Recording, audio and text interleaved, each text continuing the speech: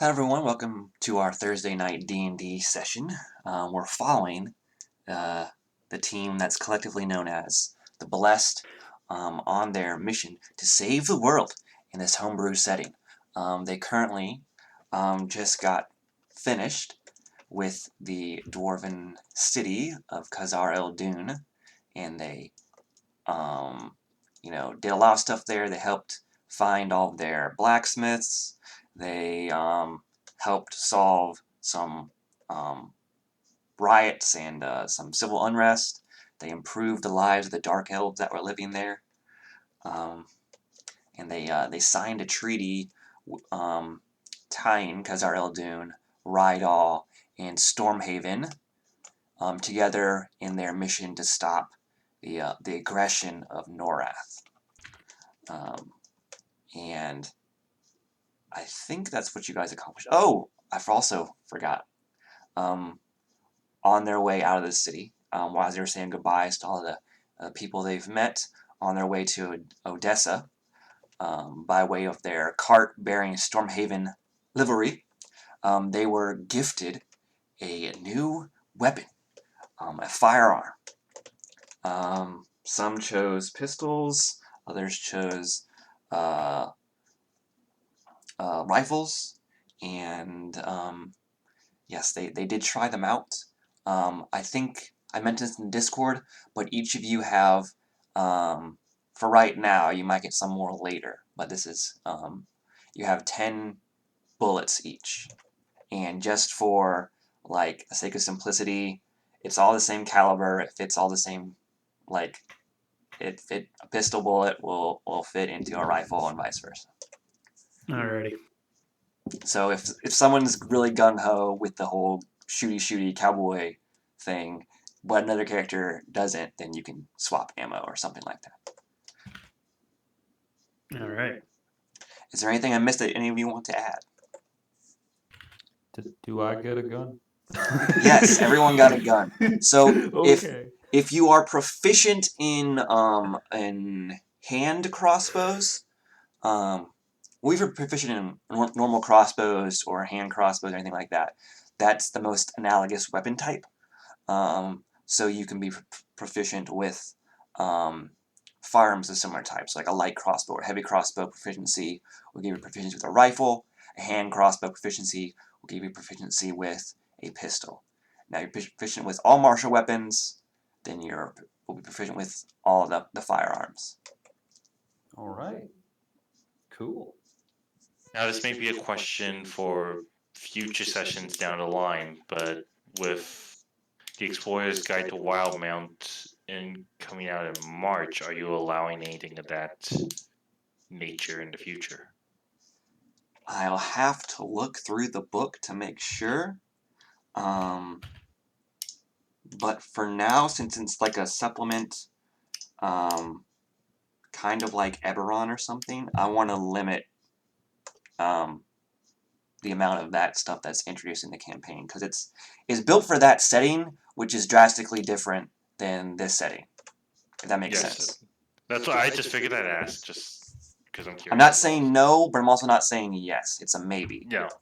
No, I understand. I just wanted to just kind of just ask out of curiosity is all. Good looking out. Yeah, I will say Gunslinger right now, I don't know if that's in the book, but probably not, because guns are so new. Like, there's not going to be opportunities, or at least in this arc, for a gunslinger sort of prototype, because all the gun weapons have the loading property. That may change, but we'll see. Okay. Or maybe a limited gunslinger, I don't know. Okay. And I think, yeah, I don't want to limit, character choice and creativity and builds and stuff, but it has to make sense in the setting and everything that's happening. No, I understand. So, just wanted to, just curious is all. All right, is there anything else I missed in the recap, or any other things you guys want to bring up before we get started? So we're just on our way to Odessa now? Yes, you're on your way. Okay. I'm going to turn you up a little bit. Excuse me. You still getting over that cold? I'm all right actually. I'm just tired. Try speaking now. Let's see if that's better. Hello. A little bit down. Okay, that should be good. How about now? Oh, you're a lot louder now. Jesus, microphone too. Okay, let's just go to the cool 100% because you were at 80 here. Yeah, boy.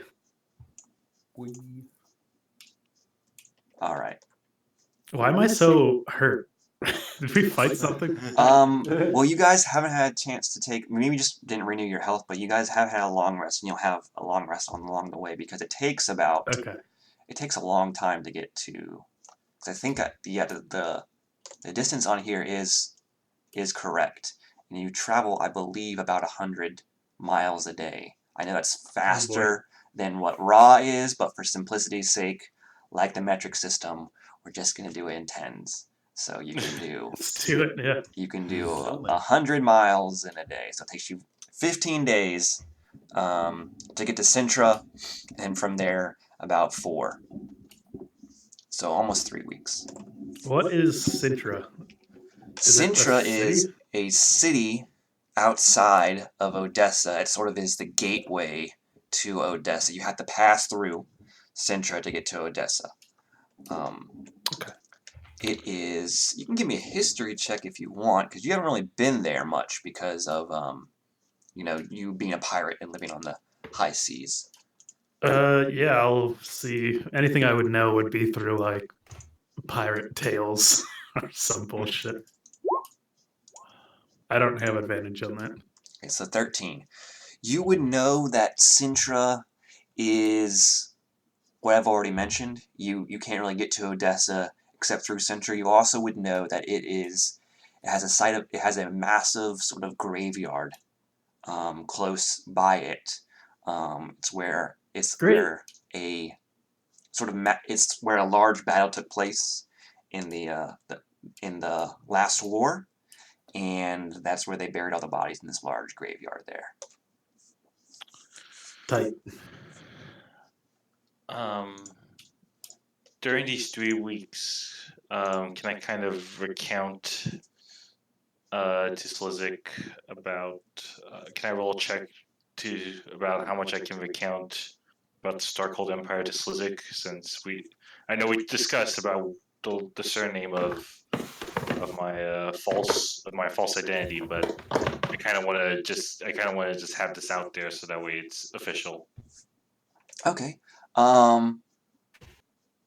So, I didn't come up with one because I forgot again. I'm really sorry. No, it's fine. If you have a surname that you would like to use, that's fine.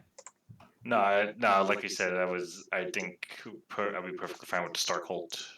Using Starkhold as. Okay.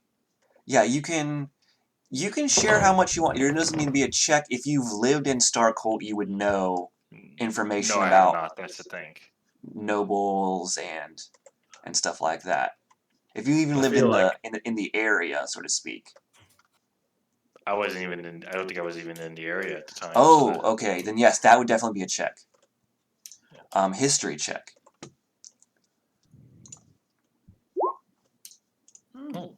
Okay, that's pretty good. So let's see.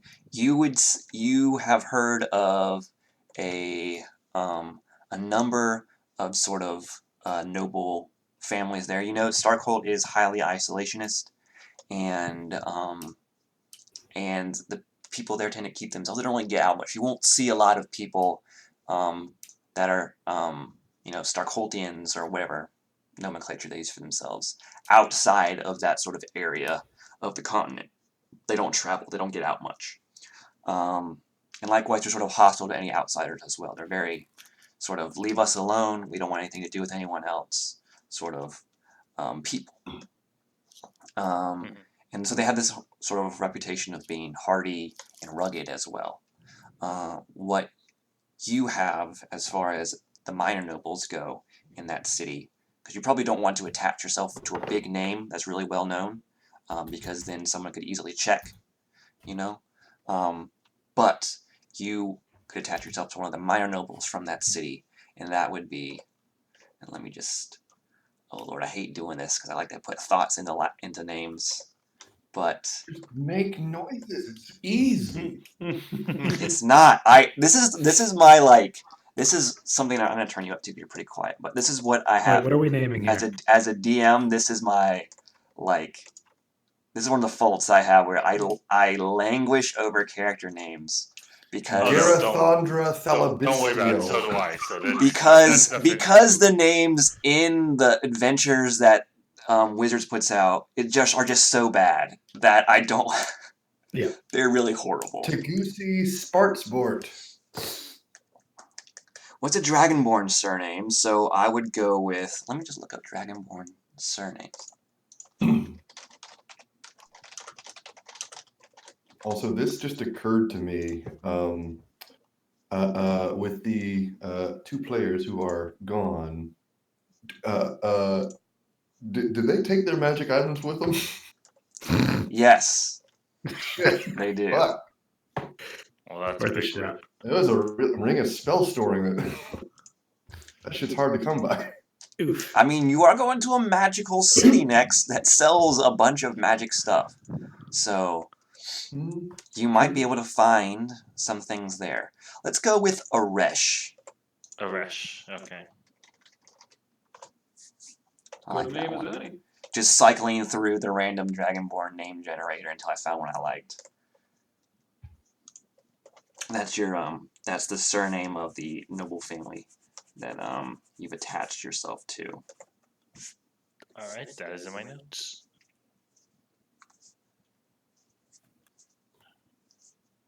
I'm assuming you fill Slizik in on. How much do you divulge to Slizik about the particulars of your false identity? I'll kind of do this in character. We'll put it this way. Number one thing, do not mention trade. If we do mention trade, that does allow for some level of corroboration. So mentioning about relations with other country is probably not a good idea. All right. But other than that, we are of a minor house.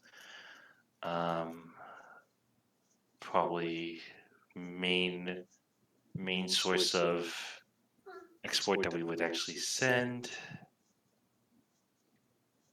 I'm Let's just zoned out at that. Let's just say jewelry. Let's just say jewelry is our main thing. Fine door and such. Sure. Yeah, of course. Most important thing, you'll need to have a good feel of the crowd that you're in. And What do you you'll mean? need Just to- act fancy, right? Pinky up. It's not just acting fancy. It's making sure that you don't act too far out of what society is showing. What the society we're in is showing to be. This is gonna be really hard. Let's put it this way: until you start getting used to this, maybe let me do some of the. If we have to come to it, let me do most of the talking. That is a-okay with me.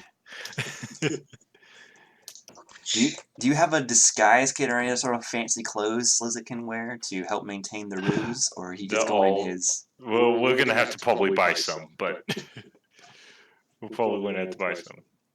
But I do have a disguise kit. Never mind, I do have a disguise kit on me. I have a disguise kit and a fortune kit. Yeah, I so am naturally regal.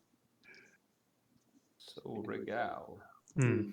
hey, you take time to sort of polish your scales every once in a while. Yeah. Sure. What about the rest of you? Anything you want to do on this 3-week journey? Are you good? Just make fun of Slizik and his ball and chain. Probably like trying to sneak me drinks while trying to be taught.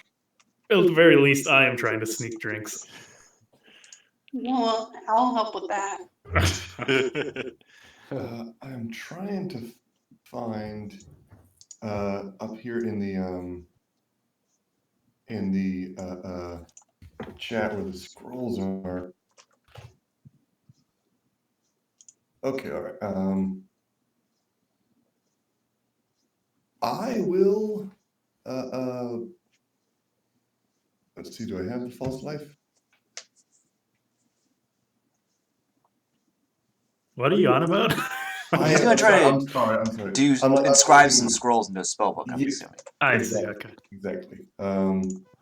I feel like Animate Dead would be Oh, probably a So, problem. well, the best spell, dude. in a different setting, maybe more more lenient. When this one, necromancy spells are generally like neutral, maybe lean towards bad, but creating undead minions is definitely bad. Like that's where they draw the line. There's a hard line there that if you do that, you're not cool. Mhm. Okay. Well, I mean, you can get it. You can just do it in secret. If you had a bag of holding stuff them in there, maybe. But if you did it in the middle of a What a town, genius idea. yeah, it's great. They would definitely chase you out. okay. Yeah. We'll hold off. False life music. Yeah. No. Yeah. I'm not gonna. I mean, Gideon That's got gonna away be with my it book. in the middle of goddamn Waterdeep. You could probably pull it off. Yeah, but it's also like It's a different setting. more. Yeah, like the spell itself is like evil. Right. Yeah, here the lore here is that the undead were the first sort of minions of the evil goddess. That's why they're so reviled. Ah, Different than in Yeah, the perhaps standard D&D Faerun Toril setting. Yeah. it's That's it. travel music going. I'll just like be practicing with my. Well, I guess I can't practice because I only have 10 bullets. I don't know. Yeah. Let's just say for RP's sake, there's enough for you to practice with, but like mechanically combat wise, you just have 10. There's some blanks. Yeah. Oh, that's not good practice, I suppose. Yeah, it Just doesn't- firing not a blanks. great But I mean, I bet let's that just- one would have been a good shot. if you want to get mean- if you want to get some practice in with your firearms, there's enough bullets for you to do that. Okay. I'd do the that's same, fine. probably. Yeah, let's practice on each other. Everybody stand in a circle. I'm sure there's you're traveling through a forest, so there's plenty of trees that you can aim at. I'll try and go hunting with it. Creatures. All right. Yes. So one day you decide to go hunting. What are you hunting for specifically? What can I kill with a goddamn pistol? I guess a rabbit. All right. Birds? Yeah, birds. Yeah, birds. Anything that'd be tasty to eat. Give me a survival check. A coyote, if you're good. With a pit, yeah. Oh, So you I'm don't not good. you do not find the tracks or any signs like territorial signs of any of these creatures that you can hunt. I'd follow my own tracks for like 5 minutes. There are no animals in this place. It's crazy. There's birds chirping. Did you say that? Oh, Squirrels running around. Absolutely It's no. insane. One's on your Something's head. going on. Something's I going wanna on. Do some hunting. I want to If use ammunition. What? I want to use Harold to help me like spot an animal and All right, take a shot. you would if it's something that sort of lives in the trees, maybe not in the under foliage, but if it lives like maybe a bird or a squirrel, something you'd have advantage on that Oh, survival no, check. this would be something larger. I got a fucking rifle. I'm not gonna shoot. All right, yeah, then you Yeah. could probably hunt deer as well then. Yeah, I'm looking for anything big. If it's a predator, even better. You could probably find a deer or a wolf with a rifle. Maybe not a bear. A bear would probably be too big to take out with a rifle. Right in the eye. Yeah, I'll look around for to try and find Yeah, something. you can give me a survival check with advantage. All right, what's that? What do I have for survival? Okay, not bad. Okay. All right. Really not bad. So Jesus. you track a rather large buck, and I'm not familiar with hunting, but I think they mark trees with their horns. Oh, from what I can they remember. rub their velvet off. Yeah. Yeah. I do. So you find sort of signs of that. You follow it to find this giant sort of buck with this magnificent rack. Nice. I'm not good with points, but is 7 points good? 7-point buck? I should know. I don't. I think it isn't 12 point.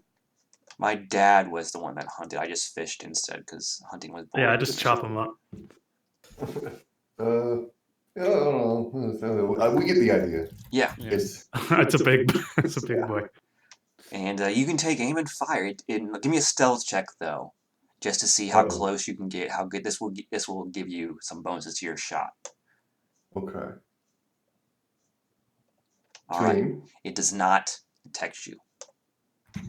You are upwind from it, and you are very, very quiet, despite your large frame. All right, so you can shoot now with advantage. Oh yeah. Come on. Yes. 23. So you get it right in the kill zone, which for a buck I believe is like where the heart is, sort of center of mass, and it goes down. It takes he gets hit, and it takes like 2 steps, and then it dies. Wow. Well, how about that? I said this is going to be a big thing. I feel like with these, I'm sure of it. And the forest around you now is, of course, Yeah. dead silent. All the birds Is have he talking flown to away. himself? The squirrels have hid themselves. All the other wild animals sort of vacating the area due to the blast from this rifle. Oh shit! I'm gonna have to drag that back. Yeah. I knew I should have learned floating disc. Knew it. I'll start just like heaving with all my might, just trying to drag this thing. All right, give me an athletics check. You'll still be able to do it. Athletics will determine how quickly you're able to. Can I assist with helping him to? If you came with him, then you can. Oh wait, no, I haven't. Shit. Okay, yeah, I was confident a little bit. Yeah, no, I wasn't. Sorry. Here we go, baby. With the luck zone at the +1. Oh my god! Okay. So yes, Jesus. you quickly, using your superior intellect, you quickly devise a sort of like a sled or a sort of like a harness sort of a contraption. Yeah, to able to drag this deer more quickly. And you get back in pretty much half the time it took you to venture out there. Now, luckily you were hunting around dusk, so you guys had sort of stopped for the night. And you bring it back while everyone's getting the fire going and stuff like that. Well, I've got dinner. Oh. Jesus Christ! How'd you kill that thing? Oh, shot through the heart. That's not Yeah, a you always that's not a blame. question. There it is. Let's go ahead and skin it and get the meat. I mean, you heard the gunshot, I'm sure. Let's go ahead and skin it and get the meat out. Impressive work, Does friend. anyone know how to do that? I've seen. Is anyone proficient with the survival skill? Does anyone have a hunter's am. background? Okay, if you're proficient with the survival skill, you can definitely skin this animal. It's still a +0, but It's a proficiency. All right. Yes, you are able to deftly do it. You're used to, of course, you're used to doing other types of, meats like fish and tuna and swordfish and sharks, stuff like that. But a lot of stuff's the same, getting scales off and whatnot, or the skin off. So you're able to translate those skills over to land animals. it's just like a fish. Scales, fur, what difference does it make? I mean, pretty much. There's a general like. Not pretty much. I mean, pretty much if you fish played of the enough, forest, they call them. pretty much played enough Red Dead Redemption, you know how like dead skinned animals look in detail. Oh, yeah. I do. Yeah, in Slizik Drop in that, RL is a some of butcher. That's his profession. So. Yes. Drop some of that butcher knowledge. Throw some jargon. Yeah, give us the jargon. I mean, it's butchery. I'm not a fucking surgeon. Well, it's venison, so you get like I don't know. I'm sure there's like I'm gonna make it similar to a cow, so I'm assuming there's like different cuts of venison. You've got ribs, Yeah, I mean, bacon, butt, that sort of thing. that's it. I'd like a Deer good butt. old slice of butt. Well, thank butt's you. the shoulder, right? Yeah, it is. It is. It's kind of different with deer. It's weird. I mean, it's probably leaner meat. It's yeah. Yeah. I don't Good know. for pepperoni though. Usually, when my dad got a deer, he usually would make sausages out of it and stuff like that. Yeah, deer sausage pretty good. And make Pepperoni. chili and stuff like that with it. Yeah, it's not bad. Start- Elk's Start better. cooking up some deer. I'm flavoring. I'm throwing them like prestidigitating some nice thyme and garlic. Put a little magic in there. Yeah. For the it says you can flavor. So Yeah. that's what I do. All right. It's wonderful. And yeah, it's fairly good. You're able to get the bullet was lodged in the deer, but you're able to sort of like the bullet's mangled, but you're able to get it without it sort of contaminating the meat to get it out. And yeah, it's very good meat. Now, here's the question: is there enough for us to be able to use it as a viable trade later? The Good old pelt, probably. With the 16, I would say yes. And then don't forget the antlers. Yeah, you can tan the leather. It'll take a while, but you can tan the leather and make. If it was proficient with leather working kits or anything like that, you can get an armor smith or someone like that to make leather armor for you guys if you need it. Or a cool knife hilt. Yeah, or a scabbard or something like that. So something to consider. We can use this to do some good trade with later on. Mm-hmm. All Make the right. mercantilist of you yet. Impressive. I just have a whole leg to myself. A haunch. Yeah. Yeah.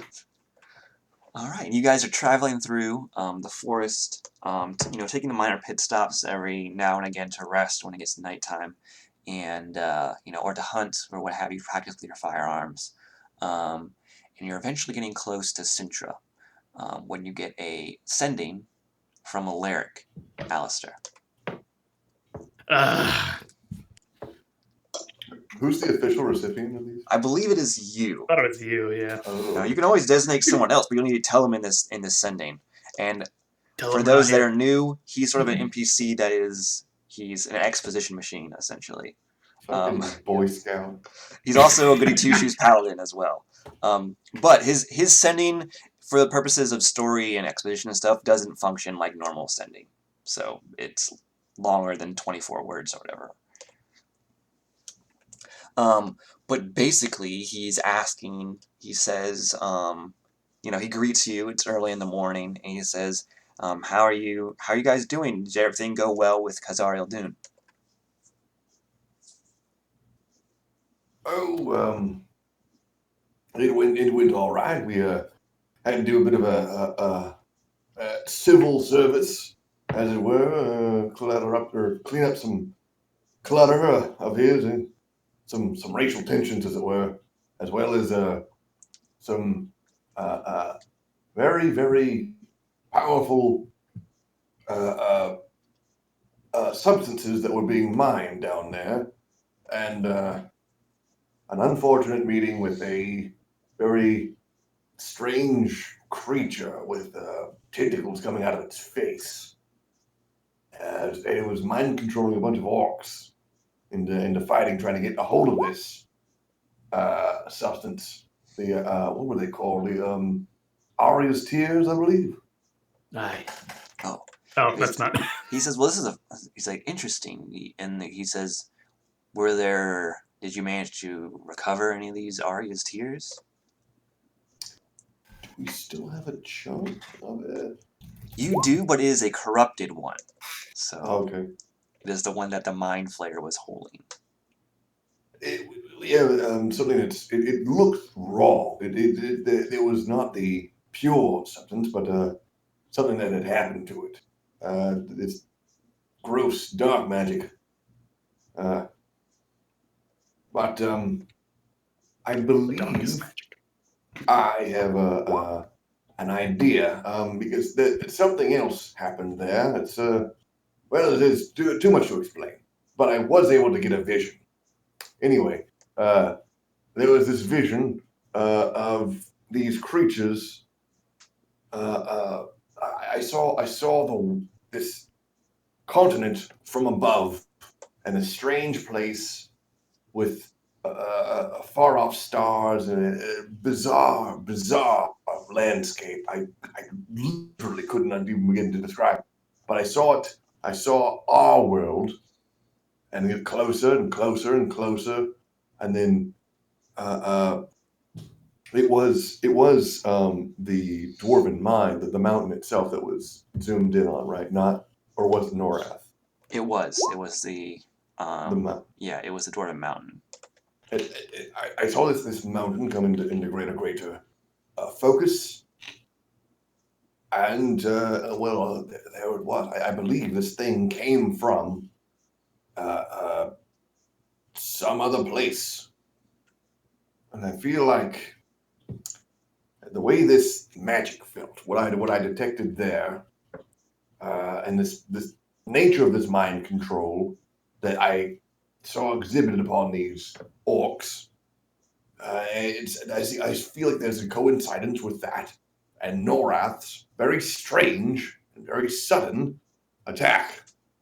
It is not a normal war, remember. This normal war has declarations and it has formal meetings of generals. There's parleys and none of that with Norath. I believe they're under the same influence. He does sort of here's a long pause as he's thinking over this, and he says, "We'll send some people to investigate. It's hard, of course, to infiltrate the city, but we'll try to investigate your claims. I hope, for all of our sakes, you are not correct." Similarly, the strange devices we found in Rydal, the blueprints have been brought to the dwarven smiths, who have begun to work on them. Post haste, they're working on mass productions as well as improvements, very quickly able to adapt them and make them more effective. Yes, we just received the first shipment at the front a few days past, along with some of those dark elves you How did mentioned. they get that far? What? So he'll tell you. He says we're currently east of Cyntra, Oh, well, you've been on the move. and he says they sent it from the river, Ah, and so the river has twice the traveling speed you do. well, oh yes. He says we're currently about a couple hundred miles out east of Cyntra, trying to contain Norath. Well, best of luck to you. Yeah, we're just about to approach Odessa. Do you have any insights? Yeah, what He says, "Well, you'll be fine in the city. Probably Aja too. Although I worry about the other members of your party. If they don't exhibit sort of arcane knowledge or ability, that's a demerit to the people of Odessa. But hopefully, so they'll probably defer. They'll probably speak to you, Alistair or Aja, rather than everyone else." well, I think that we may be able to fake that. Sure, it'll be fine. But yes, we're well on our way. Is there anything else we need to know? He says, "We'll be passing by Cyntra. I've gotten some reports that there's something going on in that town, and if you have time, you can try to investigate as well." Is it well, something going on? Is it critical? We are trying to assemble an army here. I don't know if it's critical or not. I sent an agent to investigate, but they haven't reported back yet. My concern mostly is that if it is something important, we risk getting flanked. If there's, Narathian agents or at work in Cyntra, and they take over the town, we risk getting flanked and possibly destroyed. The Narathian army currently, aside from some brief skirmishes or testing our lines, they haven't really, pushed. It's kind of like they're waiting for something. We don't know what. All right. Well, it looks like we're going to have to pass through there anyway. We'll check it out. All right. Well, good luck. Same to you. And say, do try to learn these drow skills. I don't know if you're going to be going part of these night missions going, but do make use of them. I know that they haven't been exactly told they're worth all that much. So ensure that they are and that they do the best job they can. Yeah. Well, per your of course that's not my forte, but per your recommendations, that we are training them as sort of scouts, night scouts, and they're being trained by the scouts we have. Of course, we shelter them during the day. They don't really seem to like the sun that much. Certainly don't. I had come up with as a sort of device. If you imagine an umbrella that works as a hat, and that's something A very might become useful. wide-brimmed hat. Well, more of a much larger sort of an outdoor umbrella that you might have on a patio, just one. Which is we'll see what the the factories at Rydal can make. Good to hear. Good to hear. Well, best of luck to you. And to you. I'll relay in general. Yeah, there's Norath is pushing fairly close to the east. There, he's about 200 miles to the east of They're like. what was it? Oh, sorry. He said a few hundred, so they're probably around 200 to 300 miles Okay. out. So they're like right here-ish, out from 300 Cyntra. miles east of Cyntra. Something's going on in Cyntra, so we might need to investigate that. We'll have to pass through there anyway if we plan to get to there on land. I'm taking bets on whether it's the giant goddamn cemetery they have that has something to do with this. Oh, probably not. Almost certainly right. Hey, Just a what do you cemetery. know? That's a good bet. You'll see when you get there. But anyway, the drow have made their way up there as well, as have the guns. That's good to hear. Well, how many days do you think before they're on the city? Oh, 300 miles? For an army, mounting pace. I don't know. It would be considerably less than how fast you're going because you have to move a lot of people. Yeah, I don't know. I don't know. Let's say for right now, probably anywhere between a quarter to half of what your movement speed is per day. All right. I mean, do we have a chance here? Well, If they attack Odessa, it's pretty cut off from, getting any reinforcements or anything. If they get Cyntra. that's why they're out fighting and trying to keep them back.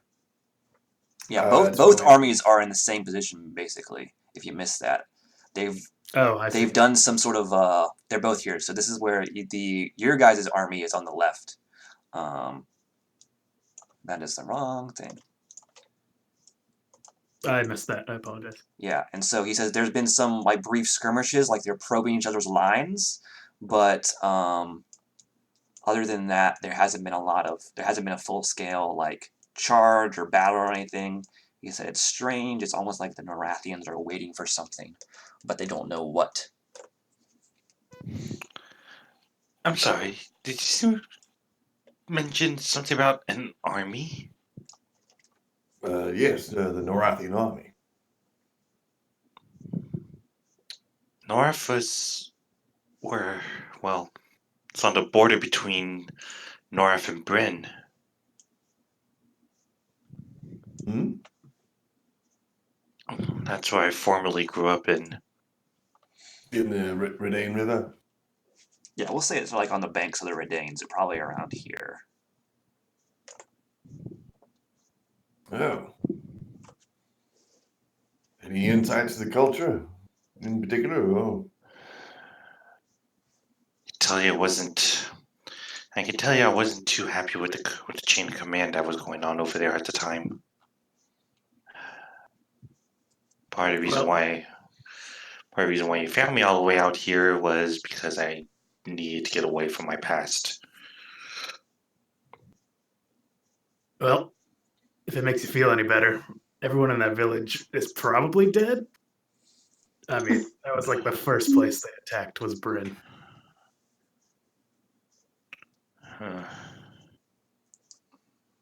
So So Well, cheer up! Yay! Everyone's your past is dead.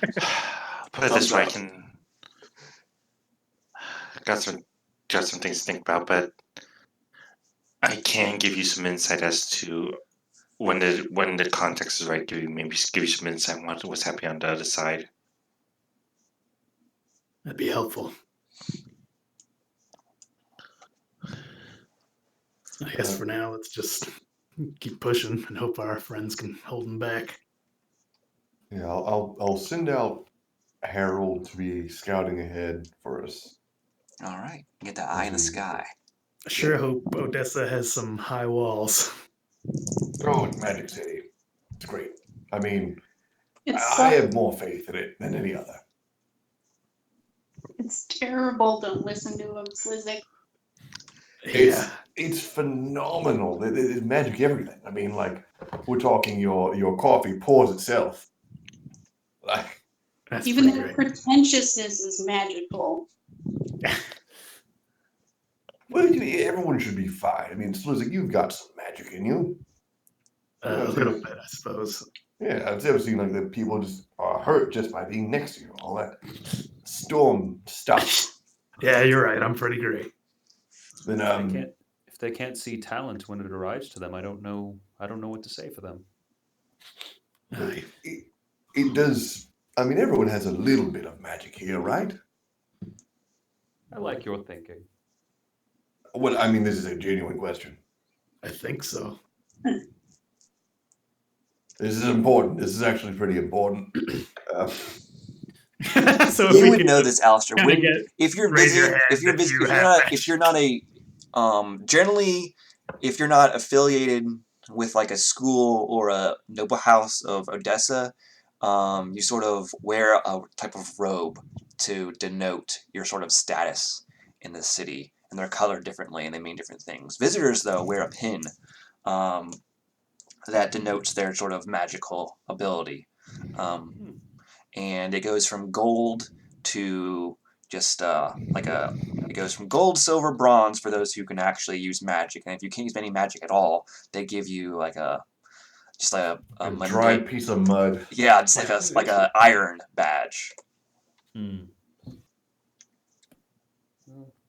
As long as you can do Stuff something. going on, I'm good. All right, so we're all magical here, yes? To some degree, sure. What a Good. wonderful world. I would say play it up. So I am that you can, Slizzick the Great. yes. Fear me! And I Everything lightning that lure. your hammer does, pretend it's you doing that, all right? What a great Slizzick, idea. do you have any actual magic talents? What about this? Ah! And I use my armor and I turn on armor of Agathis. The area around Slizzic is very cold, very quickly. Ah! Look at me. It's radiating I'm frost. cold now. How many times can you do that exactly? I think that was the one. I gotta wait till tomorrow now. I think that was one place. pretty much it. But I mean, Don't spend it all Huh? in one place. Well, that and then oh yeah, I can also do this. I'll just lightning lure like a bottle of liquor or something to eat. there you go. Yeah, the electromagnetic field generates and pulls it closer to you. Yeah, I'm pretty much great. Can I mage hand that away from? Damn! Right as I'm drinking it. You can. If it's in his hand, it'll be a strength contest that he will win automatically because you can only do 10 pounds of force with that, and he's got 20 strength. He's going to win. There's no roll needed for that. While he's luring it, I want to grab it. Okay, yes, if it's still out of his hands, then there can be a contest there. Or tip it into my face or something. Jeez. But yeah, that would be. Let's go with. Because it's spells fighting against each other. I would say it's an Arcana check Fuck. to see who comes out on top.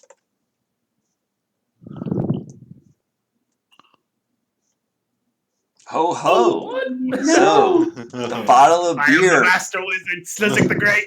The bottle of beer you guys have looks like it's about to go back to Aja, and then you yank it with your lightning lord. It flies into your hand. I drink it really quick before she can do anything. Well done, Agree. Slizzic. Well done. Well done.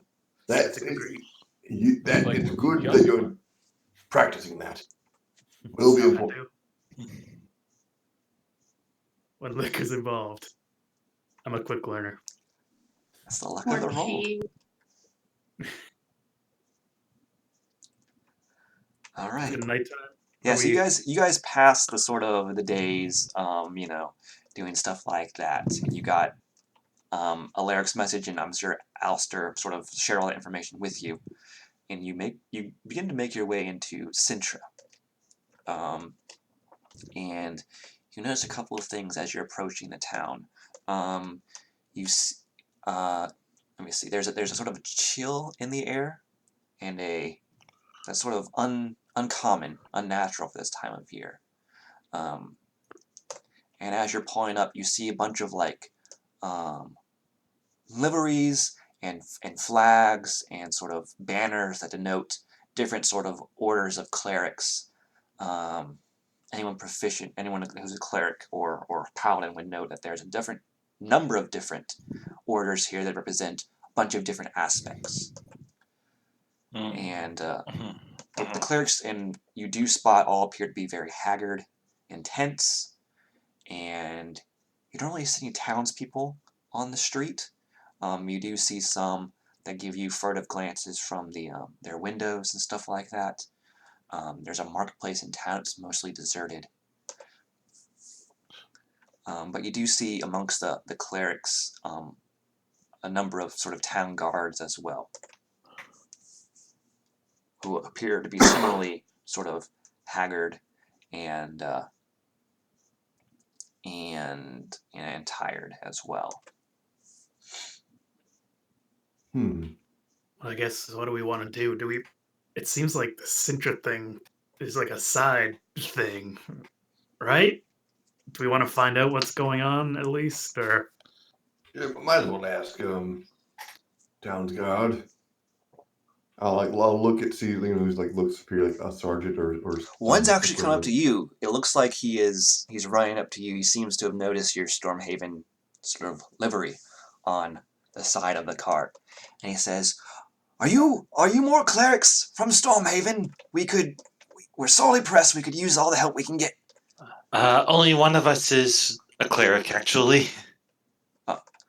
Oh, well, he appears to be somewhat discouraged by that. It's obvious in his countenance. I've got a little bit of experience. I'm something adjacent to one, but I'd be willing to do my best, friend. Oh, well, anyone who's specialized in taking care of undead is welcome here. Oh, got yourself a little bit of a problem. A little bit of an undead problem. What exactly's happened? He says, well, every night, I'm sure you saw the old graveyard as you passed by. Yeah. And you did see it, but you noticed that it was shrouded in a heavy fog, and I forgot to mention that. He says, well, every night undead swarm out of the graveyard and attack Cyntra, and we've been trying our hardest to repel them, and well, we've been able to repel them thus far, but we haven't been able to sort of get into the graveyard itself and find whatever's causing this and stop it. What's stopping you from going into the graveyard? Is it just that many undead around And it? he gets close to you and says, I'm assuming you're in the cart still, and you're sort of talking to him through the window there, and he sort of gets close to the window. Says, the fog. There's something unnatural about it. Those who come in, those who go in, don't come back out. Does that sound like any spell I've heard of? Give me an Arcana check. Okay.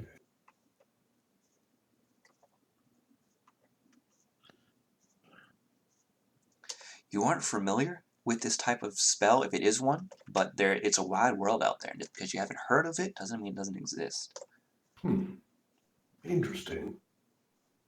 Is there a legend around these parts that might speak more? Well, he says there are always stories, of course. It's it's the largest graveyard here on the continent, but we would get the occasional undead, but at most it'd be 1 to 3, and the clerics in town were able to deal with it. Certainly not like the numbers we're seeing.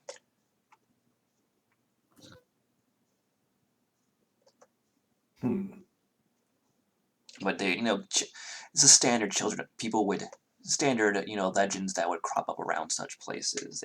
Kids would dare each other to spend a night in the graveyard, especially the teens, and if you could do it, you were cool, so to speak. Sorry, were the undead like attacking the town at night? Is that what he was Yes. saying? Okay. What time is it now?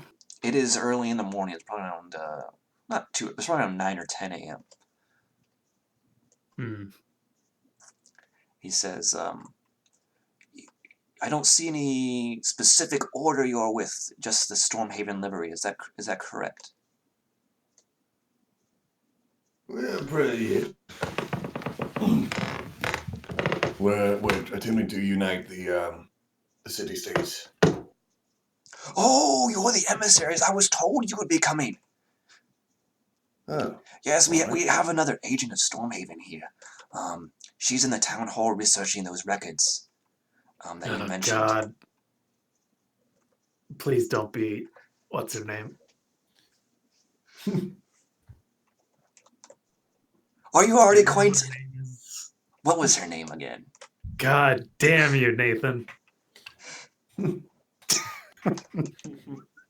I know you don't like her. I knew it! Son of a bitch. She was a half-elf. Her name was Miss Donovan, if I Yeah, remember. of course it correctly. was. God. Nessa. Oh, yes, that was her first name. Okay.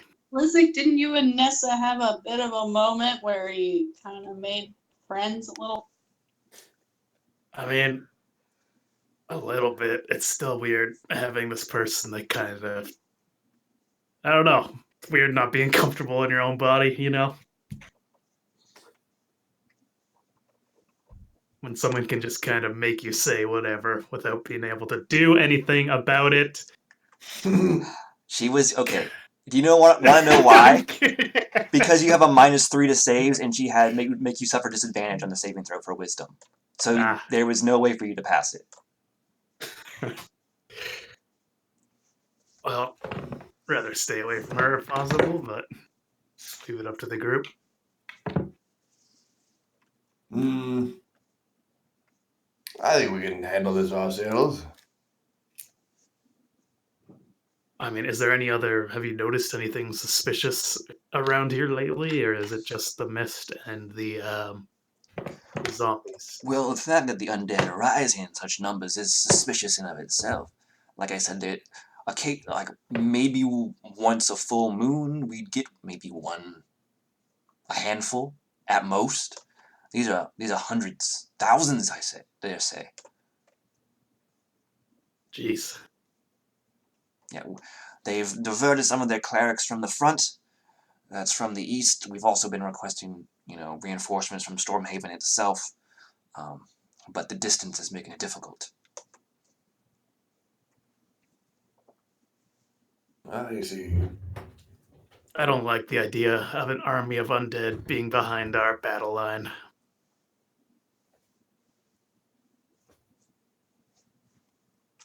Very troubling development. Should we go check it out in the daytime and see if there's any clues or anything? That'd be worthwhile, certainly. Most emphatically. Well, thank you for briefing us. We'll head over and see what we can figure out. And he says, the aspects guide and watch over you. You as well. All right, let's head over there, I suppose. Mm-hmm. All right.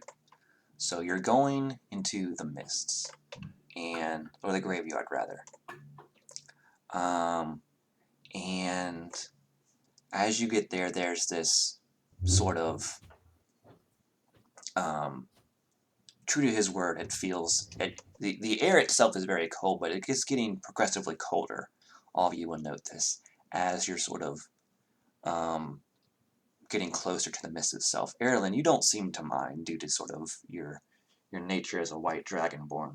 But the rest of Yep. you, and also Slither because of the armor you're wearing, but the rest of you do feel, a noticeable drop in the timbers to the point of it's becoming rather uncomfortable, almost like it's in the dead of winter in this mist. Keep your hands in your armpits. For those of you who are not used to it, trust me, it's the thing that'll keep you warmer. I feel fine, personally. Well, we have 10 minutes to spare. I can cast a spell. I want to be able to detect what kind of magic is going on here.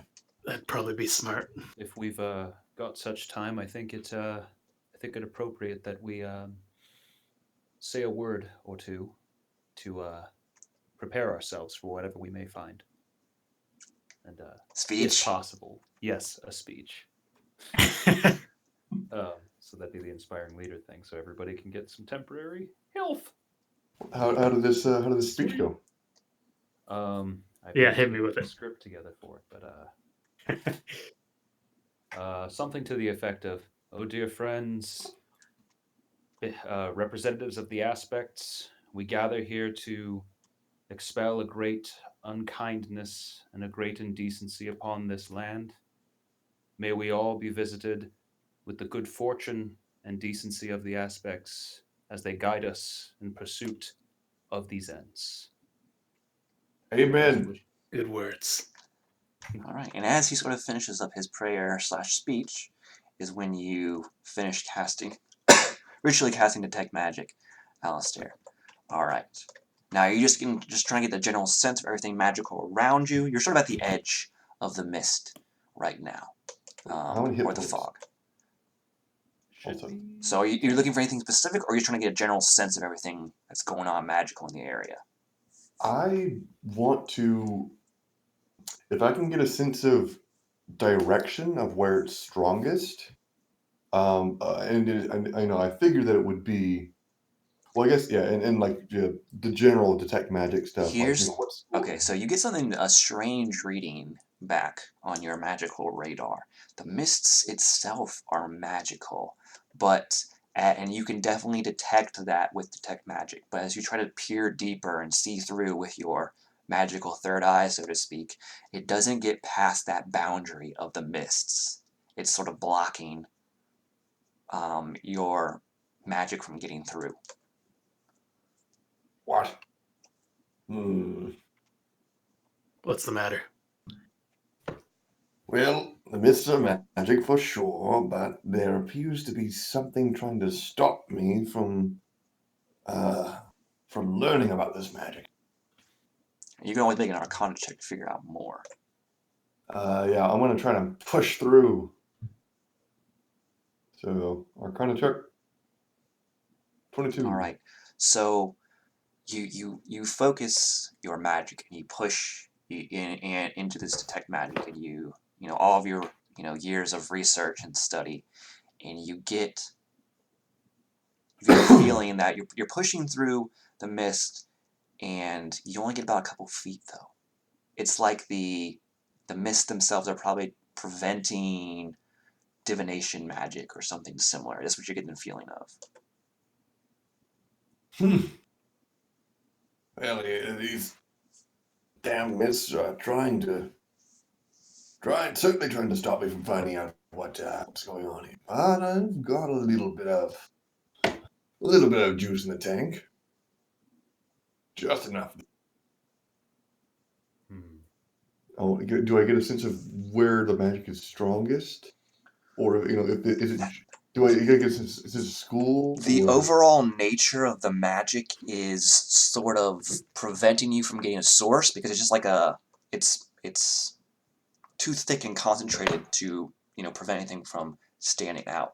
Now, what you think this is, the type of magic you're getting back from it, though, is I gotta look at the D&D schools of magic to make sure I'm correct on this. But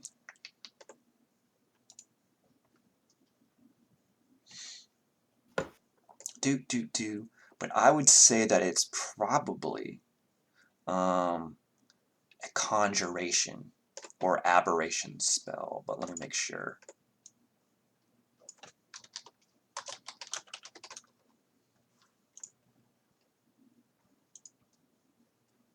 Yes, it's a conjuration spell. Mm-hmm. Yeah.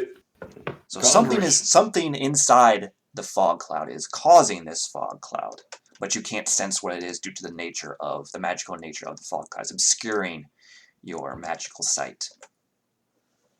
From what I understand and what I can detect here, this is a conjuration spell, and it's coming from something within this fog. Oh God, I don't like this. How's the visibility? It is very poor. You can probably see just a couple feet ahead of you. Probably 10 at the most if you've got really good eyesight and perception rolls. But it's as soon as you can reach out a hand and you can just barely see your fingertips, basically.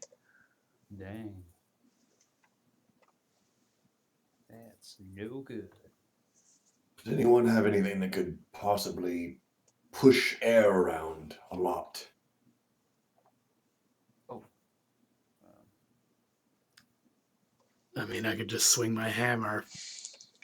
Also, to answer your question, so it was 10. 10 hit points. Good Sweet. stuff. Let me get a look.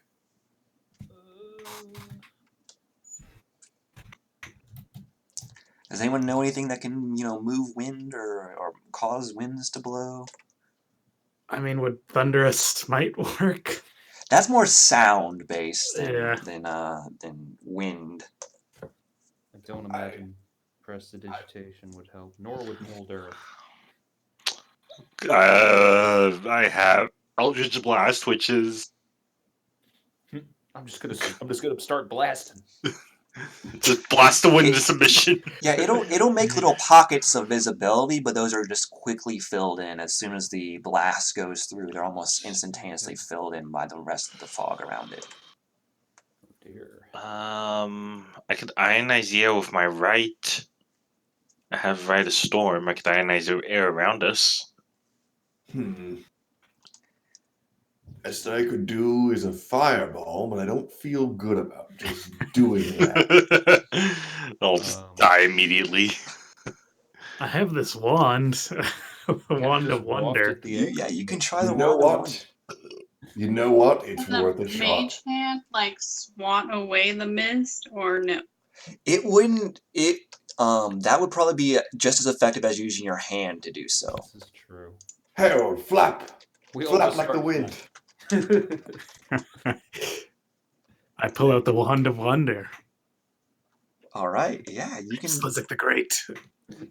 You can definitely roll a D100. I'm rolling for that gust of wind, baby. I am like, I got my notes ready. You need a 16 I- to 20 to get gust of wind. Pull myself up to my full wizardly height, and I use my wand. Is it D100? Yes. Yeah. Oh God, what is that? Okay, so around you, so all the air, getting close to it, because of the cold, all the grass is sort of just wilted and died around you. But whenever you pull out the wand of wonder, and all that grass just stands right back up, goes to brilliant green, and it looks to be like a 60-foot radius around you, and it begins to grow really thick, almost like you're in a savanna setting. Well, All right. you Well, thought it was hard to walk around before. certainly doing your part to stop the necromantic powers or something. I am a mighty wizard. It looks like we How won't many have to times move can you on do to that? greener pastures. They're here. So, I don't think you never expended all the charges, so you don't know how many times exactly you can use it. I Jesse know. Yes, but Slizik does not. I don't know. I think it's infinite. You want to try again? Yeah. This is the best plan. Just keep on rolling. We're gonna Yeah, get it's it. not like you're gonna cast Fireball on yourself or anything. 82. Yeah. Alright, Slizik, as he holds up the wand and says the command word for the wand, just turns invisible. What? Where'd he go? Guys, The mist You can is hear Slizik's voice, but you can't see him. Slizik, the mist have taken you. what? I'm right here. Wait, what? Do it again. I feel around. What is this? Yeah, you can go back to where Slizik was, and you can definitely feel him as long as he's not moving didn't move from that spot. You can definitely once again it's Slizik. You're touching him, but you don't see him. Well, Why are you touching me? you're invisible. Oh God, that's so cool. Yes. I'm going to assume this was deliberate and not a consequence of the mist. It's I am probably indeed. not permanent. Oh. You'll Well, be fine. If it is, then just pour some powder on yourself. You'll be all right. I mean, Hollow. yeah. Should we go for 3? I don't see why not. Keep on going, baby. Something bad's gonna happen eventually. Yeah. 19. Ooh, is that it? I think that's it. Yes. Oh shit! It is it. Oh my So god. a gust of wind Holy begins fuck. to blow. Freeze the charm. Oh my God, I'm the best wizard ever. And I'm gonna read exactly what this does because it'll depend on it. Alright. A master of brawn and magic. So this begins Might and to. magic. I'm saying this is you're obviously aiming it toward the mist. Now, are you ahead of everyone or are you behind everyone? I mean, I don't know. I guess I'd probably be at the front. Alright. No, Alistair would probably be at the front because he was detecting whatever the fuck. Alistair, I'd I probably need be you to behind make him. a strength saving throw. Oh. Does he have advantage because he's fat as fuck? No, He's grounded. he's magic. I am. So okay, this is a con. Strength. This is a strength saving throw. Oh no. Yeah. Alright, This is so a 13. you begin tumbling into. What direction is this in? Let me see if it says. God damn it. A direction you choose. So you don't know what you're casting, so this will be a random direction.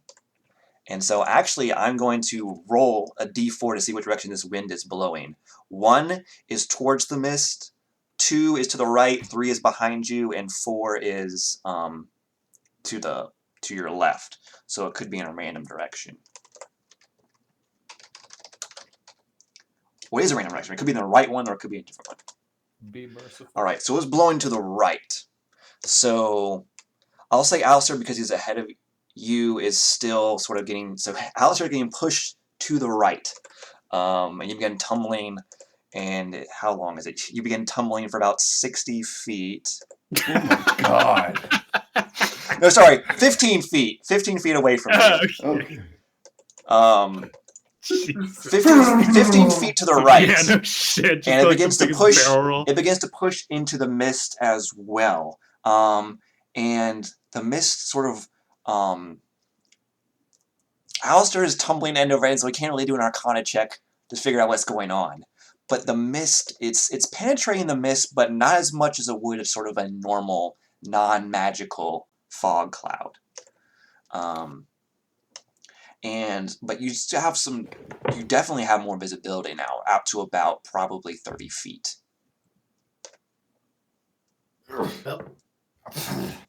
Well, Savannah sorry grass. about Grass. that. My wizardly ways are. And all of you not to the right of Slizik, sort of, you feel the wind. There's obviously this like almost wind barrier in front of you that's sort of catching your hair, any sort of loose trinkets or anything you have, or accoutrement on your armor, and just pulling it to the right. It's not tearing it off of you because you're not sort of in the wind, but you definitely feel the wind blowing to your right. Okay. Well, that's settled. You are still in the wind sort of tunnel, and so you have to struggle to stand and to move back to the group, Alistair. You're fighting against this wind. Can I help him? If you move closer, it's going to get worse. He needs to move to your other side to not be in it. Can I point it away from him? I think it's just going to stay here. It's 60 feet out from you. Oh god, it's out of control. Like, just to the right, just blasting everything to the right. Dang. Get out of the wind. You do struggle as the double movement speed, but you eventually get out of the wind. You just collapse, gasping for breath. All right. It's racing. Would I? So it's suppressed divination magic, right? Yes. Okay. And you've heard of, with that Arcana check, you've heard of certain magical items that can accomplish effects similar to this, but this is the first time you've seen a cloud or a fog do it.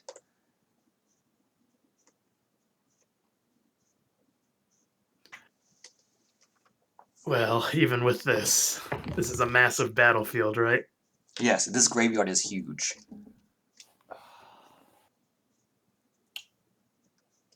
I mean, I don't know where to start. Or what we're even looking for. Well, we're looking for. There's someone doing this.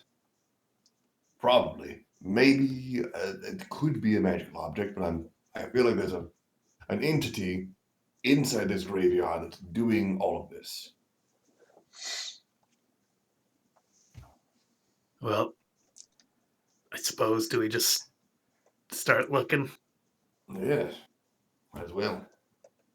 Alright, give me a perception check. Well, everyone can do it. Okay, cool. Let's see. Ooh. Hit me with the worst of it. Let's see. Perception. Alright. Pretty good run, everyone. Yeah. Yes, so this was not a hard check because this individual is not trying to be stealthy because they're sprinting up to you. Oh. And you see a woman running up to you, and she stops, obviously not used to running long distances, and she stops to sort of take a breath, and sort of out of breath, begins to speak to you. It's a lot easier to. I thought I told the guard to tell you to come to the city hall. Oh, Damn it. We're so sorry about that. No, we're not. yeah, I'm not gonna lie. This is Nessa. Oh, yes, I see there's... I sort of caught her breath at this point. I see there's some new people here I don't recognize. Yes, we met in sorry, the World Spire in Khazar-El-Dun. This over here is Slizzic's better half. Oh, you got married in the meantime. Congratulations. No. It's a whole grift. You wouldn't understand. I thought Dragonborn generally married their sort of similar scale colors. We're not. no. It's a whole thing. Interracial marriage is fine. Oh, I just thought it was a tradition thing. I'm Yeah, cool with it. Nessa. Do we trust her? No. No. Sort of, I guess. Well, God I mean, damn it. you don't see a ring on her finger like you guys, but she does have a sort of mithril pin on her instead, and has a Stormhaven crest on there. I know it's our first time meeting, but I'm an agent of Stormhaven now, I guess. I guess you could say I'm a spy. Oh, a spy. Okay. I'll have to talk to you then a little bit later. But I'm going to Odessa anyway, and Alaric asked me to stop by here because there were some problems in Cyntra. Well, what do you know? And I was supposed to wait for you guys before, pushing into the mists. But I see you guys are already working on that.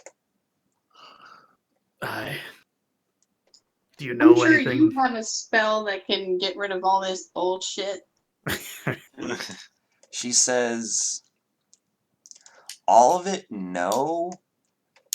In an area around me, yes.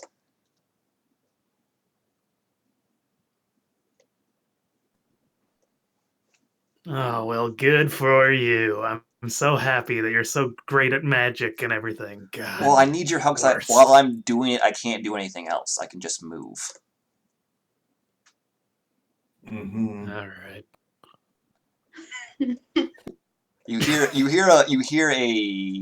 her voice in your head, Slizzik, and it says, No! "Are we gonna? I thought we were fine. Get out of my Are head. you still not? This is a message, and you?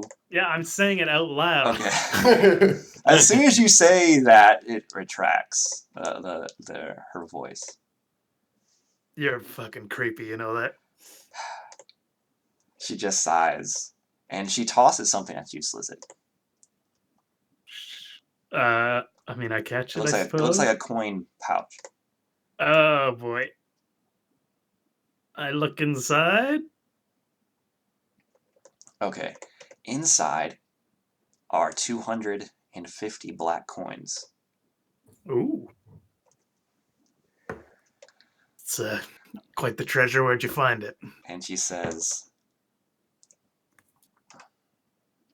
well, Alaric told me you were looking for these, so I used some contacts in Rydal to find some. I'm supposed to, and she appears to be quoting Alaric here because she's using air quotes. Use them as a token of my remorse as I apologize to you. Did you say she does air quotes for that? Yes. And then yeah, someone takes away from it. And then I'm supposed to, without using air quotes or sarcasm, apologize to you out loud in front of everyone else. Well, where's it at? And she takes a deep breath before she says this. Clearly not. Oh, wait. 1 second. Let me get a chair or something. Let me enjoy this. I sit back with a bottle of rum and some cheese.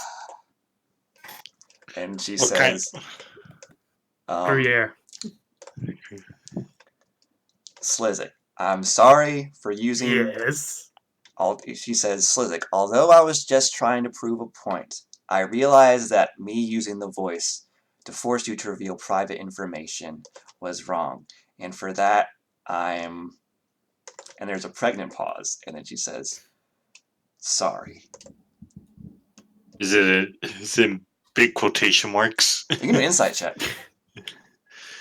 Insight check. All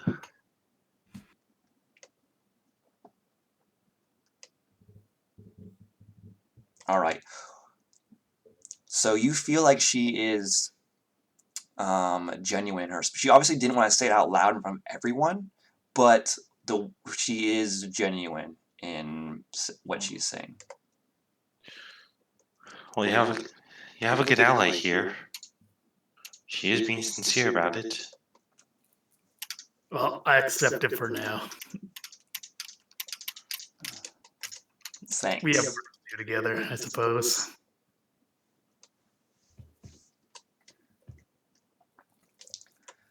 And she says, so what have you figured out about the mist so far? Well, we've discovered that it is conjuration magic. The source of it is within the mists. It suppresses divination. And a magical wind was able to disperse it somewhat, but not entirely. Oh, which one of you made the gust of wind? Good magical friend here. That'd be me. That's your voice, Lizzie. She does give you obviously quizzical look. It's two magic items. It's two magic items. Oh, okay. Well, we don't know that for sure. That makes more sense. I thought he was more of a smash you in the face Let me guy. take a look at this. Wait, this is just a fake little doodad. I've heard There's that no you need magic a in spell this. focus, and this is my focus. The magic was in you all along. That's what I'm saying. Yeah, maybe you're one of those inherently. Maybe you had some magic ability you didn't realize, or maybe Yes, Alistair thank taught you you. something along the way. It's been a while since we've seen each other. It's possible, I guess. Yeah, when will you learn I'm just the best at everything? You're pretty good. Yeah. So let's go find whoever's doing this, and let's fuck them up. That's all I got. Yeah, she does definitely say it's probably better to do it during the day than at night when thousands of or hundreds of undead start running around. How has Cyntra fared in these attacks? She says, in a word, poorly. If they hadn't gotten reinforcements from the front, they would have been wiped out. And I don't know how long these clerics can last when they aren't allowed to get much sleep. Do you know, were they moving with purpose, or were they just aimlessly ransacking? They were definitely, she thinks about it for a second. She says they were definitely moving with purpose towards Cyntra itself. It wasn't just a roving pack. Mm-hmm.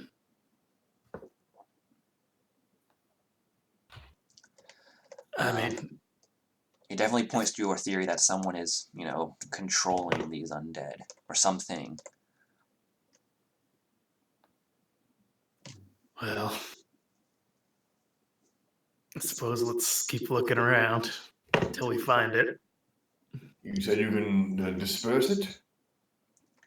Yes, it's just in a limited sort of range around me.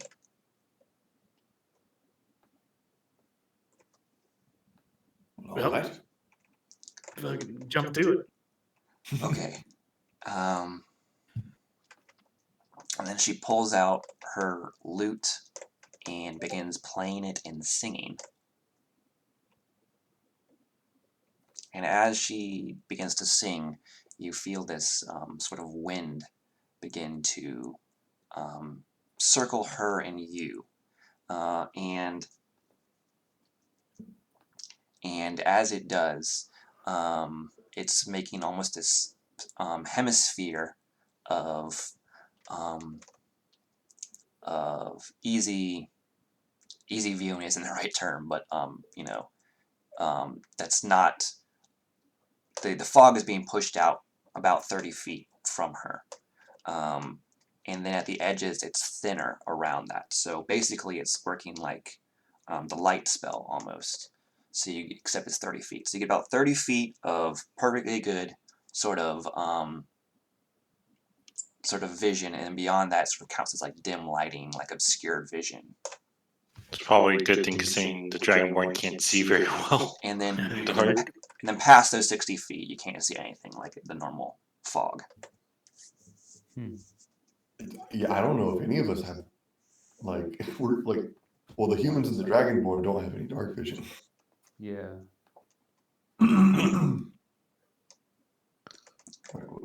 I'm saying that it's not dark vision, it's per se, but it's functioning like that for mechanical purposes. It's not, because it's still day. There's still some light penetrating the mist, but it's very faint. It's mainly the mist themselves and the fog makes it so hard to see in front of you. Does my detect magic get better? Your detect magic does fill that clear space as far as the radius goes for 30 feet. You can now detect unhindered everything around you in 30 feet. So if anything magical comes in that 30 feet radius, you'll be able to sense it. Okay. All right, well, let's push on. I'll try and, I don't know. You will have to tell her which way you want to go because she's humming at this point because she can't keep up singing the whole time, but she's still also playing her lute.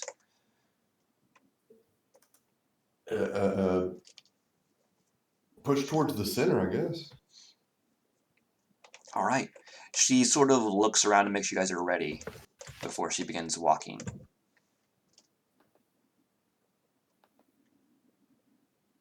Well, I'm ready. This is gonna be our day. All right, and you guys begin walking towards the center of the graveyard. Along the way, you do come across an actual path that you begin to trod. You see numerous gravestones. Just well, they peter out after 60 feet, but you get the feeling, the sense that there's like rows and rows of rows, kind of like Arlington of graves. What? Arlington's the big military cemetery. Freaking Oh. massive. Yeah, it's the military cemetery in Washington, That's DC, next to not. JFK. It's freaking huge. Yeah, Neat. and so, which sort of, for those who made that history check, seems to check out because this was the site of a huge battle. All those people that died during it were buried here, and so on and so forth. And you're passing like these rows and rows of gravestones. You're getting this ominous sort of feeling. It's sort of even creeping in towards this hemisphere that Nessa has made, and you begin to the coldness is still there. And it's getting worse and worse now. That even those with frost resistance begin to sort of visibly begin to sort of shiver. Nessa as well, and you begin to sort of and the air, even in this sphere, it's really thick, and you find it hard to breathe. Comes kind of like you're at high elevation, and then you also begin to hear these whispers in the wind as well. Oh boy. Maybe in a faint shuffling, you think. Do I perceive anything? I want to hear where it's coming from. Give me a perception check. Let me give it a shot. Hopefully. No. All right. So, Alistair and Aja, it's coming from all around you. It's not penetrating this hemisphere. It seems to be just like almost like trying to find a way in, but it is repelled by this area this hemisphere, and so it's sort of just brushing along the edges. The whispers are, and because of that, you can't really hear exactly what it's saying, but it's very clearly like it's very indistinct, but it's very clear something is making these noises. There's some bad things around. Hearing these are the undead, I'm sure they're talking about. I'll take my maul out. I'm getting ready. And just as the sort of creepiness and coldness hits a factor of 10, almost to where it becomes unbearable, you guys come across sort of, like a ship out of the fog. You see this giant statue with an upraised sword in one hand. And then its other hand is holding something. And as you see this giant statue, you also, the whispers begin to intensify as well. And the shuffling seems to also condense into a singular form. It's like a shadow in the mist. Oh. Like something I can. I would like see? everyone to roll initiative. Oh boy. Here we go. Let me make sure. Shasha! We didn't happen to level up by entering Cyntra, did we? No. Damn it. When you get through this, you'll level up. Ah, So, Protect me, friends. I'd like you to know. Damn it! That's a rough one. sorry guys. Let me put the box in there. Okay, yeah, good. Okay, now let me bring you over. Now I know this shows nighttime, but it's during the day. So have no fear. Let me re-roll it. Mound. So basically, you guys see this giant sort of like maybe slug almost. This hill almost just comprised solely of undead creatures. And it's sort of reaching for you. And these were the whispers and the moans maybe were coming from, because it's just gross and horrible in every way possible. Sure is. And I'll give her 30 feet aura.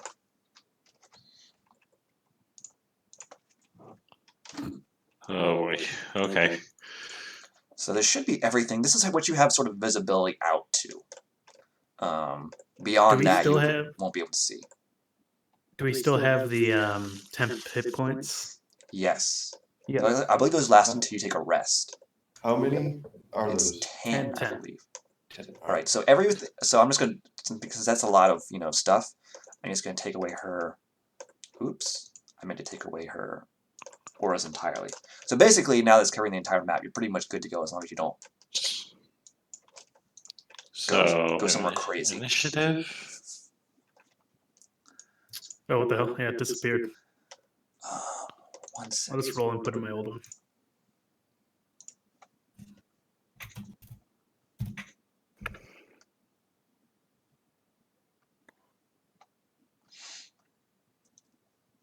You roll initiative again, or If it didn't go through, just roll it again. Click on your token first, roll it again, and enter your first one. Okay. Both me and Slizik have 8s. Whoever has the Yeah. highest dex goes first. Slizik's in there twice for some reason. Wait, what? I'll just remove that one of them. Not on mine. Okay. So there's this giant corpse mound coming from one side. That's where these moans are coming from. Wait, do you guys see me on initiative? I don't see me. either. I see. Roll again. I'm sorry. I might have deleted the one because I see 2 of you for some. I see 2 of Aja too. What the hell? I only see 3 A's. Let me reload the page. Yeah, let me know if mine shows up. Otherwise, I gotta Okay. fix that. I still have 2 Ajas, so I'm just going to delete the first one this time and see if that works. Can everyone I still don't see your? Mine was a 20. Yes, I see. Can everyone still see it? See, what's that? I got Aja at 20, Alistair at 17, Slizik at 8, Erlin at 8, and Daksh at 3. Very bad. Can everyone see that?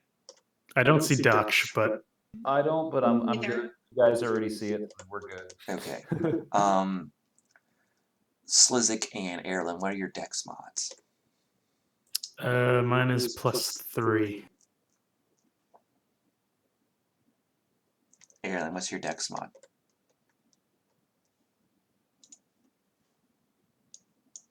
Gone AFK. Huh? Maybe. Who's Dexpot? Erlen's. Erlen. I'm gonna Uh-oh. find. Just want to check her sheet. Yes, I can do that. I'll just put up the enemy sheet. Yeah, it's a +2, so you will go first. And you think that this is the only thing, this moaning is coming from the only thing. This is the statue, by the way. These white areas are areas where structures exist, so you cannot go there, these white boxes. Okay. The corpse You mound said was there sort was of, an object. the corpse mound was hiding behind the statue, so you can't really didn't really see it, but it's like oozing past it now. So it's actually more like right there. Or right here, so, 'cause I want people to be able to engage it. And then, let's see. Alistair, really quick, as initiative starts and everyone's getting their weapons ready, give me a perception check. Okay. And this is you because your passive perception is so high. 13. All right. So it's not great, but your passive perception is really is offsetting this. So all those whispers you guys were hearing sort of has condensed into a singular form, almost. And it looks weird, but it looks like the fog itself is also trying to attack you. Oh, And it's like down here. it's where? Sorry, it's off to your left. You should see it. Oh, I see. Oh. I point this out to everyone. It's taking shape. Jeez. And with that, You said there was an object in the statue's hands besides the sword? yes. Ooh, I guess I'll wait till my turn for that. I was away for a sec. What are we dealing with now? Big corpse mound and a fog creature. Oh. So at the start, Nessa is going to move, but she's only going to move so you guys can still be in the radius of the 30 feet. So she's going to move up, but she's not going to go too far from you guys, and that is what she will do at the start of the initiative order, so to speak. Now let me roll for these bad boys.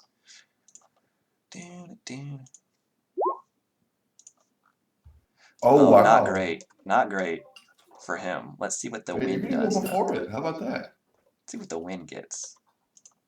13, that's better. Alright. Now it is your guys' turn. Specifically Aja's turn.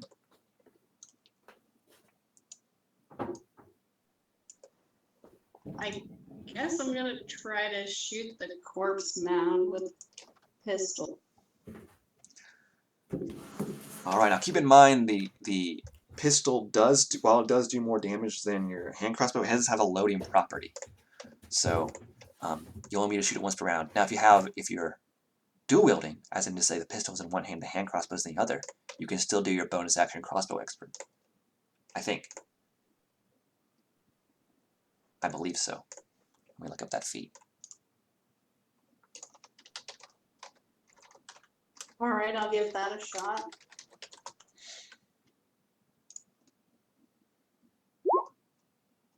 Yes. Jesus. Okay. Oh. So you are sharpshooting with the pistol? Yes. Okay, that does hit it. No sneak though. So you just do the so you just add a 10 to the roll. So you did 24 damage with the pistol. Wow.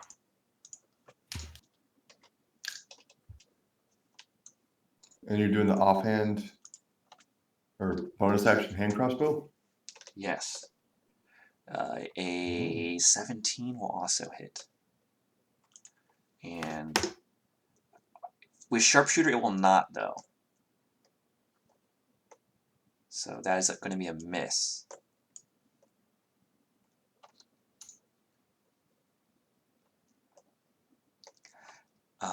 Did you want to move anywhere else? Oh, I'm sorry. Nessa would have moved to about right here. Anything else you wanted to do, Aja?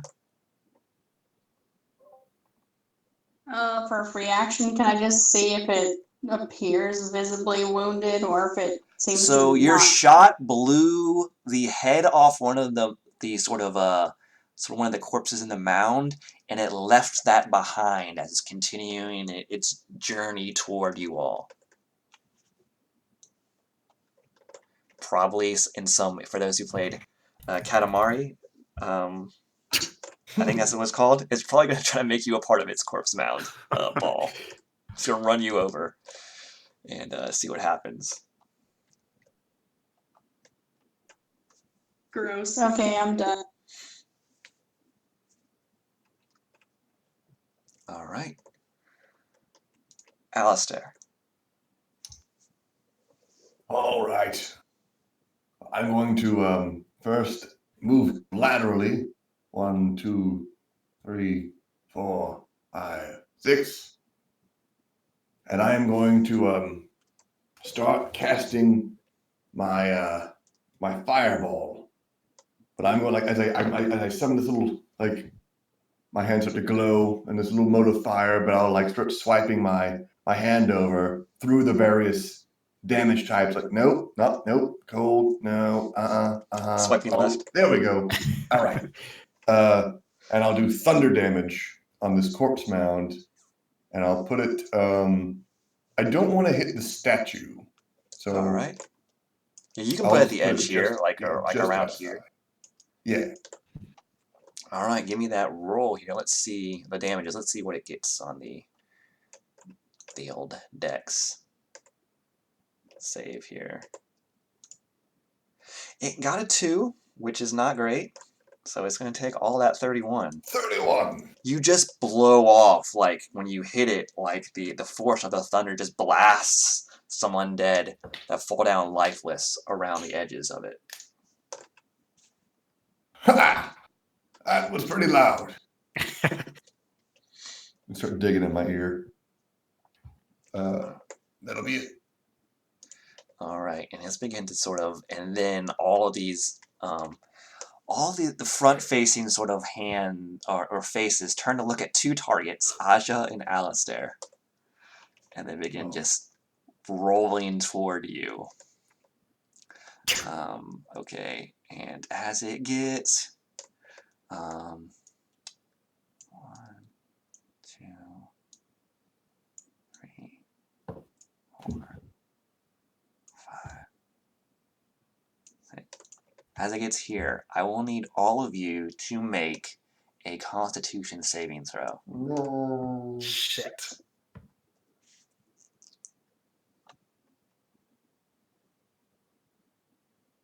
Okay.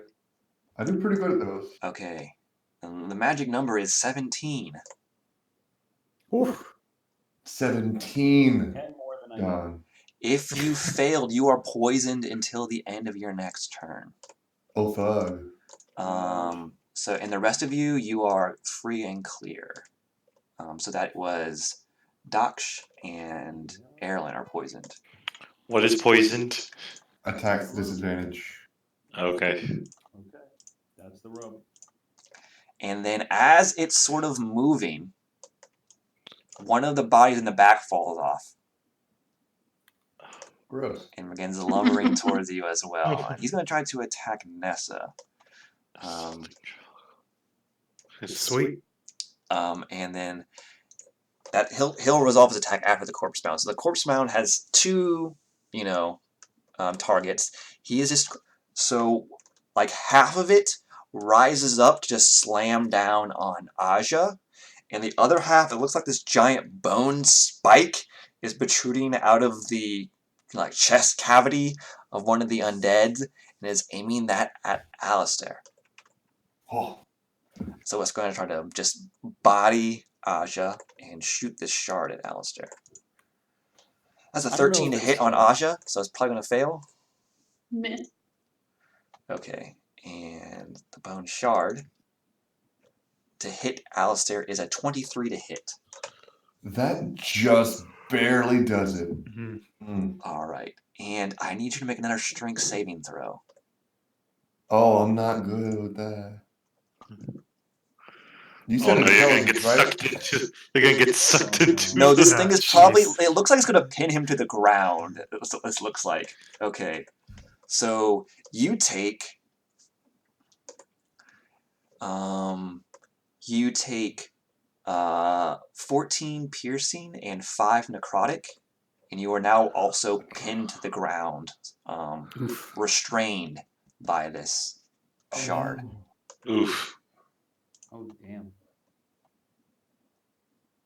And that's just one turn. That's its turn, though. It's done. Okay. It's now Okay. Slizik's turn. Is Nessa's wind thing? I didn't do is the. it I didn't do a- the. Pardon? Sorry, 1 second. Yeah, no problem. I didn't make the zombie go, and I didn't roll for the rotting wind, so they'll both go now. Zombie hits Nessa. We're just gonna try to. Mhm. Chow. 15 misses her, and then the rotting wind is going to come up to here. Is the wind affected by her blowing wind everywhere? So normally it would be out of character. Normally it would be invisible, but because it's in her sort of sphere, Right. you guys can see it. It's like an outline I see. of it. Oh boy. Yeah, normally it acts like it permanently has greater invisibility. So, but it's just going to try Okay. to. You see this thing moving towards you, Slizik, and it's going to try to. It doesn't try to Hey. hit you. It just tries to maintain the same space as you. Get off me. And while it's there, it's going to try to. You feel this wind try to like enter your lungs, and it smells bad and horrible. Ugh. That's gross. But it critically failed on the attack, so you just clamp your mouth and nostrils shut. You don't let any of that wind in. Bad air. And it's just going to chill here. That's its turn. Now it is Slizik's turn. Why is it in me? It's Damn it! It's technically in the same space as you, but it's going to just so it'll be here, but I'll move it back once if you decide to move, just so you can see. Sure. Oh man, that sucks. I Oh, wanted to hit this big guy. I guess I'll just go into a rage. So spinning electricity starts up around me. That's a good choice. Yeah, and I'm going to swing twice at the wind. Are you great weapon mastering? You know what? Because you are. I'm assuming you're reckless attacking. Yeah, I'll definitely reckless attack. I don't think I'll great weapon just yet. All right.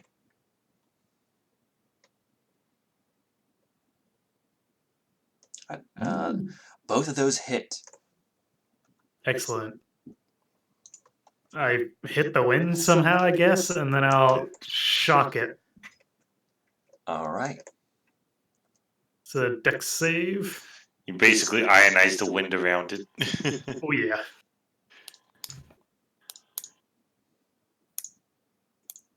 Dex save for the wind. Yeah. It succeeds. So it takes half. Oof. it is the Yeah. wind. It is the wind. It's difficult to pin down. Does the wind look hurt? Not really. It's hard to tell. It's more like an outline of a wind than actual, what you see Okay. there. Oh, sorry. +2 damage to both of those Oh, so minus from 4. raging. Sorry. All right. Do you move anywhere? That's my turn. Yes, that's my turn. Yeah, it's Erlen. It smells really bad next to your left. I Almost know. like something's decaying and it's gross. I wonder if it's that big mound of fucking corpses. Well, it's a little bit of both. There's like some that smells off to the left and to the right, and it's just ugh. Yeah. I'm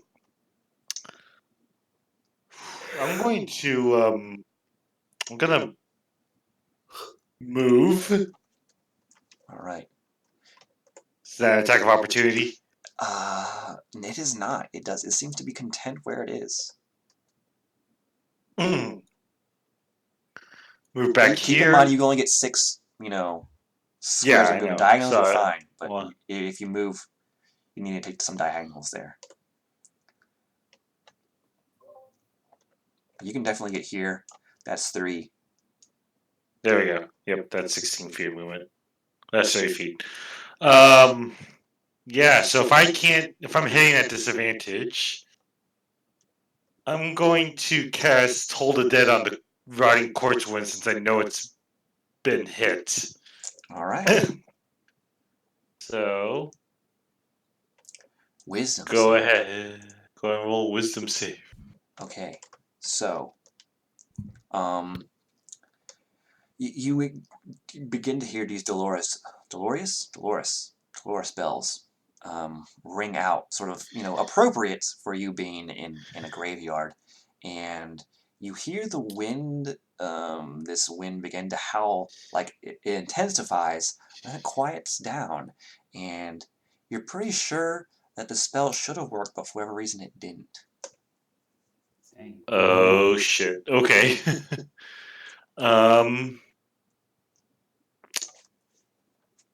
Yeah, I'm gonna bonus action activate blood, not my blood curse, activate my my pact, activate my Riot Storm, and electricity cracks forth from my blade, Ooh. All right. and that's the end of my turn. Got a motif going on here. Daksh. Alrighty. So, here is my plan. Just to be sure, this big fugly fella, he occupies this whole space, right? Yes, he is a huge creature. Okay. So to start off my repertoire, I'm going to cast Spiritual Guardians. So that gets Ho, ho. 15 feet around me. I will give you an aura, sir. Yeah. And they got that, since my alignment is good, that's going to be radiant damage if they don't do something. So. Ooh. Yeah. Oh, hoo. All right, wisdom saves for them. How wide is this mound? That's a good question. It says, the effect is that when the enters the area for the first time on a turn or starts its turn there. So, I've seen some discrepancies on whether it activates as soon as you activate the spell, or every turn thereafter. But I'm gonna look that up. For now, we're gonna rule it comes with that damage, like as a package deal. So we're gonna make them have wisdom saving throws for the corpse and the wind. All right. No Wind first. Wind got a 17, so he'll take half. All right. And the corpse mound got a 22. What? So Wow. he'll take half as well. I guess just a bunch of corpses together make a very wise person. It's quantity over quality.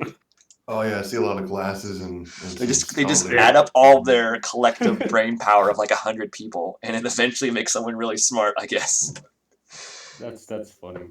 It says it has a +4 to wisdom Are you save. smarter than a graveyard?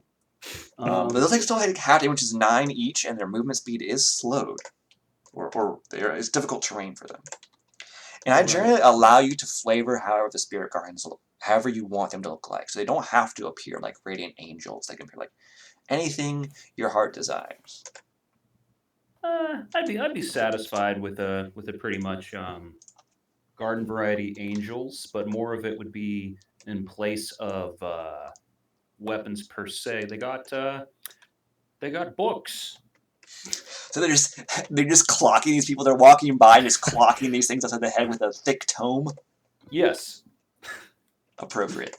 Rad. I like it. One last thing, I guess. I figure I'd like to perhaps spend a sorcery point to do twinned and then a spiritual weapon, if possible. All right. So I'd like to twin that. Let's see. And we'll make it regular level. So that come up twice. Let me see. Let me make sure. So it has to be within the same range of the spell. Yeah. So right now, I don't think that's possible. They aren't close enough. I'm sorry, could you repeat that? That was cutting out. I'm sorry. Twinned only works if they're within the same range of the spell. I believe. Oh. So you can, for example, you can't hit them both at the same time. Like if it was here, you could do it, but it's here. If that makes sense. Dang it. All right. If I'm reading that correctly, me. No, that sounds. Hang on, right. I'm checking. Hang on, I'm reading this over. Someone might have Jerry Crawford might have overruled me. It says here, yeah, it says here you can spend a number of sorcery points equal to the spell level to target a second creature in range with the same spell. One sorcery point if the spell's a cantrip. Well, that's a rub. That's okay. let's see.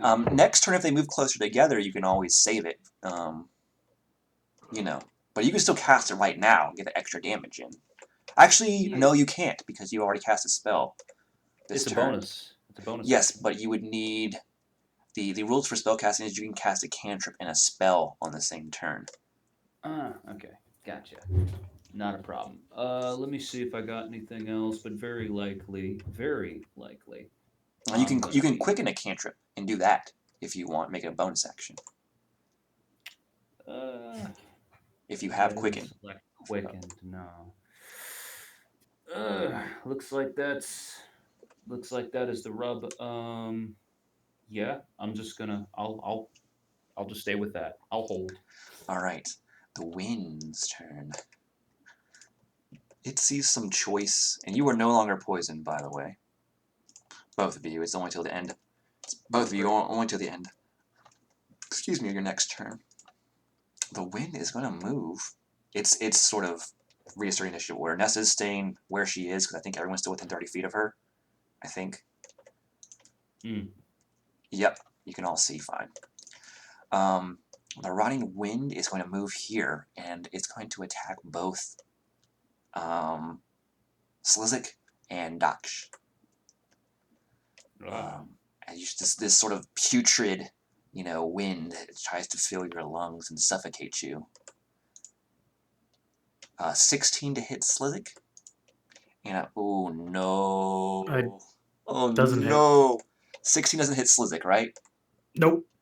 It critically succeeded against Daksh, so this might be a lot of damage coming your way. Oh. Oh no. Let's see it. Oh no. So, you begin to feel this wind enter your lungs, and it's suffocating, and it's so suffocating you begin to cough and retch, and it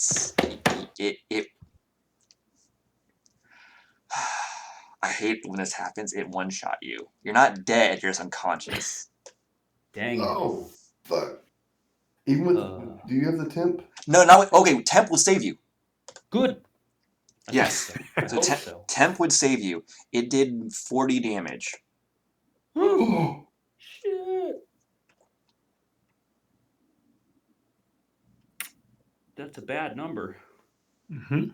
That's a nasty number. So you have 8 left. 8 friggin' points. Oh man, that's no good. Slizik, you succeeded though, correct? Yeah. Okay, and Daksh, I need a Constitution saving throw from you. Okay. Let's see. Also, I invoke my right that if this doesn't go so well, I may use one of my class benefits. Okay.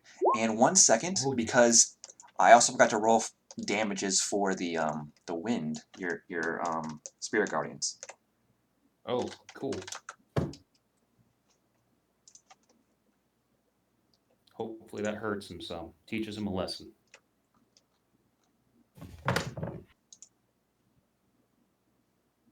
1 second. Okay, you succeed. You're fine. Cool. Excellent. Now roll damages again for the spirit guardians. For the spirit guardians? Okay. Yes.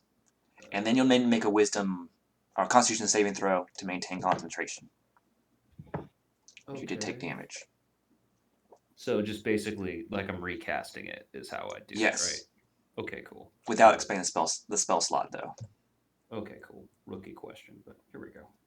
Alright, 15. It failed. This wind looks heavily wounded now. Alright, but I do need that constitution saving throw from you. The DC is half the damage dealt, or 10, whatever is higher, right? So the damage, because it critically attacks you, the DC is 20. So another con save. All right. Yes. This is just to maintain concentration on the spell. Okay, and I would like to use my favored by the gods perk to roll 2d4 to add to that. Alright. Okay, so let me do that. 6 or higher. No! No! Narrowly. That's a bad no. Alright, so spirit guardians, Oh, those boy. bookish angels begin to fade. Oh no. Looking rather despondent. I think we might want to consider running away an option. Now the rotting wind looks very hurt. No, it looks very hurt. Okay. I will say, without getting too metagamey, or it's well past bloodied now. Okay. It was hovering Okay, at the precipice there, but that is the rotting wind's turn. It is now Aja's turn. You said it's the rotting wind that looks injured. Yes. I guess I'm like in the shadow of this corpse mound right now. Yeah, you could definitely get sneak attack because there are 2 allies right next to it.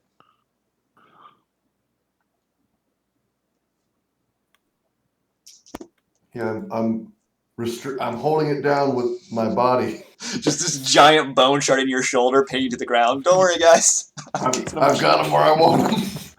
Yeah, it's on the ropes. That's good. All right, I'm gonna go for the corpse mound. And are you sharpshootering? No. Okay, that will hit it though. It is clinging on to life. Hmm. If you shoot a bonus action, you'll probably kill it. I'm gonna shoot it rather than duck away. That misses it though. That would have killed it, but it missed. It goes wide. Dang it. Alright. And that is your turn, I believe. You can still move. You can still move around this corpse mound. And you can even move out of it. It'll just provoke an opportunity attack. So it's up to you.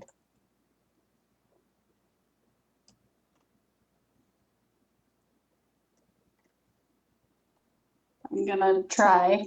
Alright, that will provoke an opportunity attack against them. They'll just try to hit you. 22 to hit. That hits.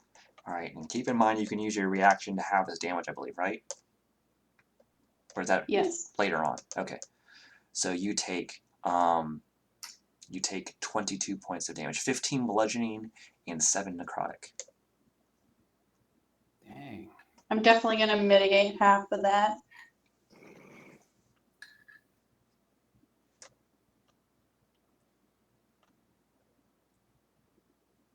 Yeah, your 10 temporary HP is doing a lot of work here. Wonderful to hear. Wonderful. And now it is Alistair's turn, I believe, who is restrained. I'm just sitting here with this bone shard stabbing me and pinning me to the ground like a Now you can try to fly break. on You a can. Let me board. see. You can try to break out, I believe, but I think it's your action to do so. I will not. I'll look at this thing and say, "You think I couldn't do this in my sleep?" And I start to form my magical symbols around the bone shard, and I cast another fireball, centered so that it captures the zombie, but not Nessa, and the corpse mound. She would give you a thumbs up, but you can't see her through the corpse mound. Oh, I sure can. Okay, but yeah, well, This one is going this to is be probably going to regular. instant kill a zombie because they're not great at anything. This is going to be a regular fire. Okay. All right. 30. Yes, Just the zombie just. Oh no! He critically Oh, no. succeeded. Oh, a no. nimble lad. He has a -2, and what? How is this possible? So he's burnt to a corpse. Actually, no. He has less health. No, he does. I gave them less health because they're spawns of this thing. So he does incinerate instantly. He dies. Thank goodness. But he's gonna go out doing a backflip or something. Yeah, he tries to do he pulls out some weird dance and it looks like he's about to get out of it, but then he just engulfs him completely. And that's one for the books. now the corpse mound smells like a burning, rotting corpse mound. So let me see what it rolled for the save.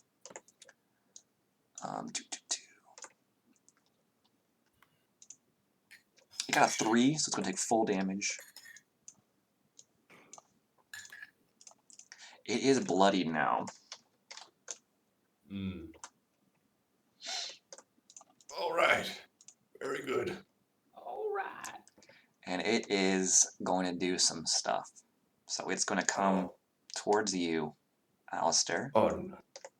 And Aja, who else has attacked us? I don't think anyone else except Alistair and Aja have attacked the corpse mound, correct? I have an internal No. aggro going on. Slizik hit, didn't he? I hit the rotting wind. Okay. Also, has Nessa gone? She is just, because she's maintaining this thing, she's just moving around, so everyone is in her sort of, I can still see and everything's good Sure. zone. She goes to the top of the turn, and I'm trying to, I think she's fine here. And, okay, so it's going to prep a bone shard toward Aja, and it's going to try to do something into Alistair. First, the bone shard. 28 to hit. Good God. Oh, yeah. And I need you to roll a strength saving throw. Luckily, you went, so you can use your reaction again.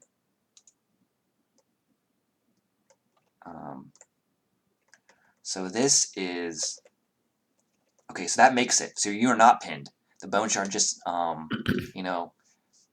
goes right through you, I guess, because it did do 22 damage. 10 piercing and 12 necrotic. It did do that damage, though. It did do the damage. And then it looks like it's trying to swallow you, Alistair. It's trying to pull you into its factory of horrors. No, you don't. Oh boy. And it's going to try to... Oh, boy. Okay. And it's going to try to hit you. And it has an advantage against attacks because you're restrained, but I think an 18 still hits you. Does an 18 still hit you? An 18 just meets beats. Yeah. Okay. So, here's what happens. You are pulled into the mound. Oh no. These corpse hands just reach out and pull you in. The bone Nope. tearing you off the bone shard or bringing you inside. Now the good part is you have total cover against anything on the outside. Oh, good. But Oh, great. these fists are they're gonna get bitten and pummeled while you're inside there. You are blind and restrained still. Oh no. Oh no. And you take, for now, let's just say you take 15 damage Okay. as it pulls you in.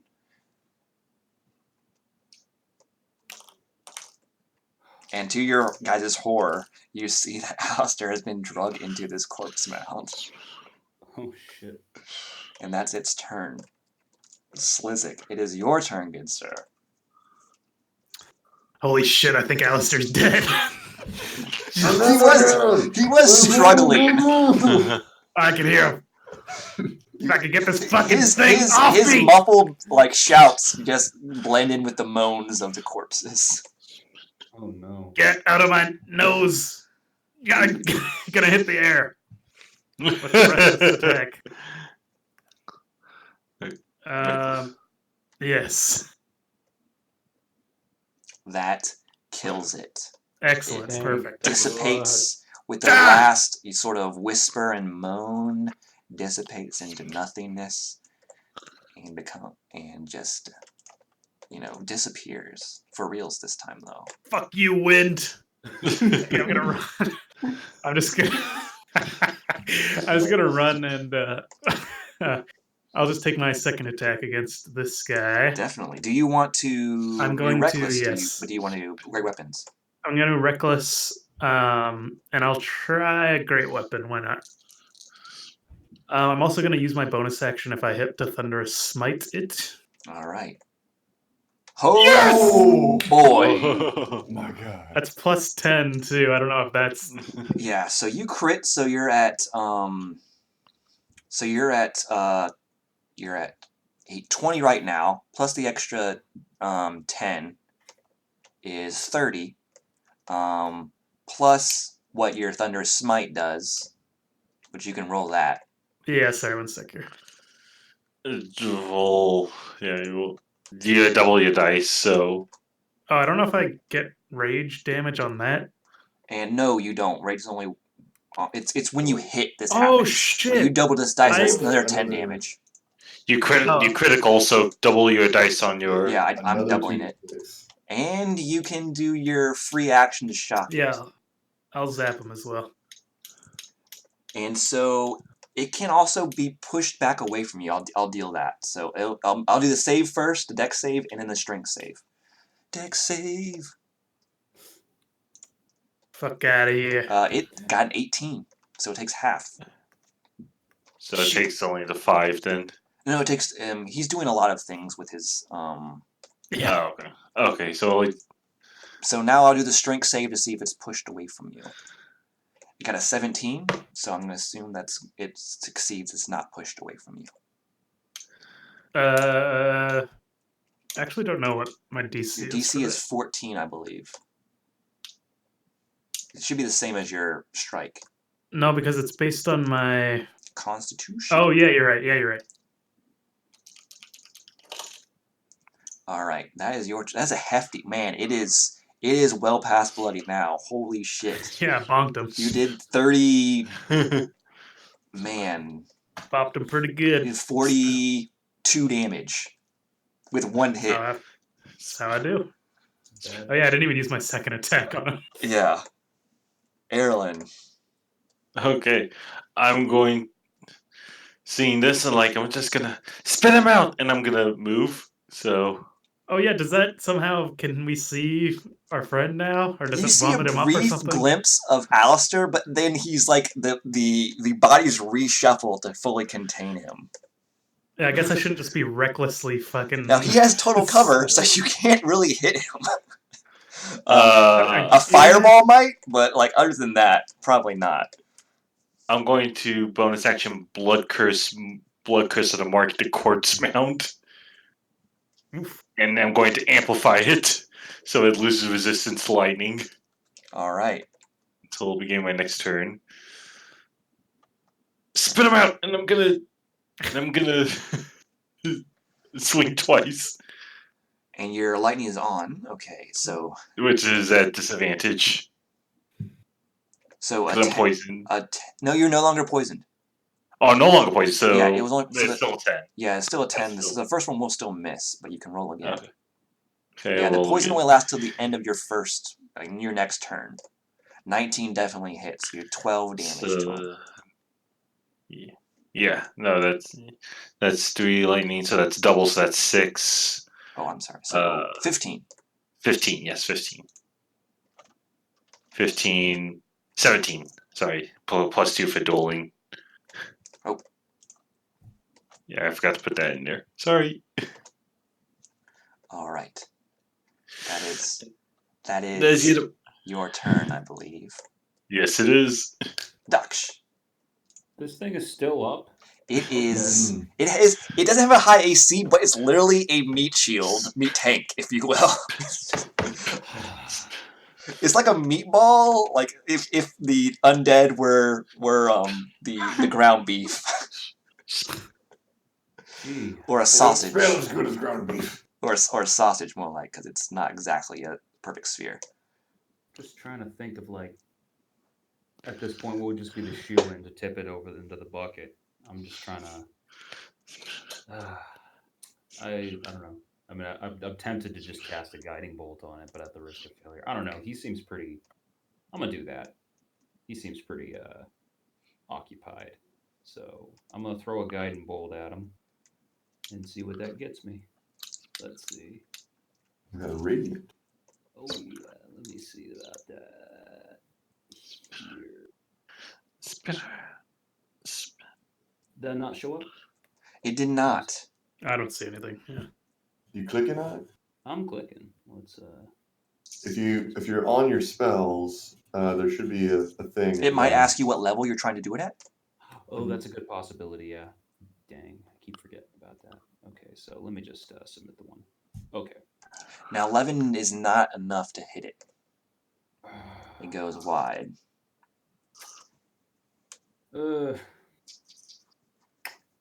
Well, I guess all I could do at this point is move. So I'll just move a bit closer to it.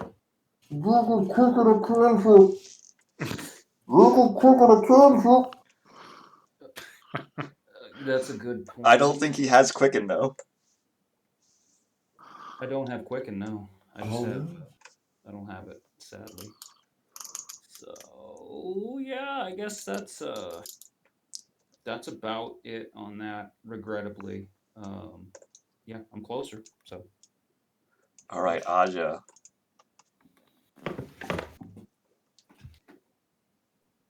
Are you gonna dual wield without sharpshooter?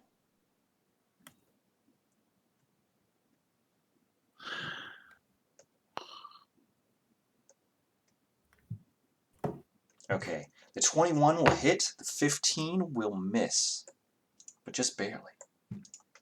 And it is still alive. But it is also just barely. I'm gonna move just a little bit. All right. All right, Alistair. It is your turn. You got a number of options here. You think you can... I know what to do. Okay. I am just going to cast Misty Step. Now, you cannot see. You are blinded. Do I have to? Yeah, you did. Misty Step says you have to see where you're going. He can't roll like an Arcana check or wisdom check to like the spell remember. explicitly Fair says you enough, have. Now, if it was like Dimension Door or something, I don't think you have to see where you're going for that one. Fair enough. Dang it. You can try. I- So give me a. This is a magical kind of creature. Give me an Arcana check, really quick. Okay. Bibbity bobbity. This is a free action. You don't have to worry about. You're on my property. All right. You think you can. There are two ways out of this your current predicament. You obviously don't want to stay in here for long, But you think you can try to wriggle your way out using your strength. You also think that if you do enough damage to its, internals, such as they are, it might like vomit you out, so to speak. But you don't know exactly how much damage you have to do or what force you'll exert to get out.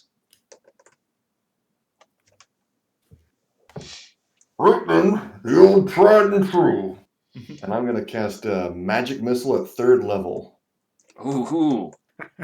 This is a lot. This is 5, right? Yeah. 5 magic missiles. 5 darts come out. This impact.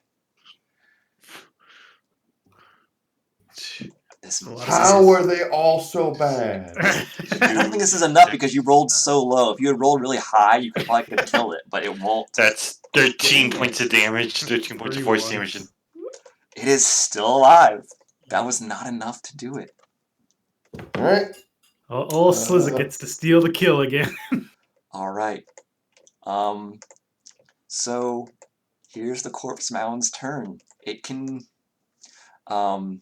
do a couple of things. First of all, while you're inside, you take 21 necrotic damage.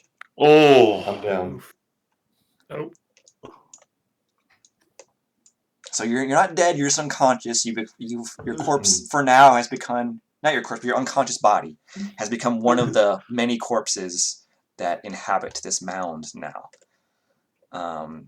And it's We got another nerd. No, it's gonna be so wise. and it's going to first of all deposit its zombie dropping again. And this thing's going to go for Nessa again. Gross. It's pretty much accurate for what it's doing. It's going to attack her. I'll resolve that real quick. 6 to hit, so no to that. Okay, and so this thing is going to slam against Erlen and against Slizik, because you're right in its face. First one's to Slizik, next one is to Erlen. Slam. Try me, dude. 30 to hit you. Okay. Oh. Yes, that's going to hit, but first, I have spells I can cast. Let me check, make sure. Now, this is only against Slizik, so if you're I using think it's Hellish against me, Rebuke, the first it has to one. be against a you. I thought 30 was to hit me. No, so. this is to hit Slizik. This is okay. Then yeah, there's nothing I Okay, can so this is 18 bludgeoning Slizik, which you have due to rage, but there's also 10 necrotic, which you don't. So it's 19 damage in total. All right. And the next nice. slam is against. Also, just give me a strength saving throw. Now, of course, you have advantage because you're raging, but let's just do it for the lulls. Oh, sure. You could critically fail. Oh no! You are grappled by this creature now. Oh no. Take. It feels like it's trying to pull you in like it did to Alistair. Oh, God. It's hugging me. And this next attack against Erlen. This is a 15 to hit you, Erlen, which probably misses. Yeah, that misses. Let me see if I can cast anything, but because I don't think I can. I think it's I don't. Now, Hellish Rebuke, it has to hit you. You have to take damage. I know, but I still have. Okay, no, I can't do anything else. Nope. Okay, I was like, maybe I have something else I could use. Nope, I don't. All right, Slizik, you are grappled, which means you can't grappled move. Sucks though. It really does. It's not as good as restrained. It just means you can't move. I'm just gonna hit the thing. I'm gonna try not to hit Alistair. Alistair, back away! You don't hear Still in anything in there. response.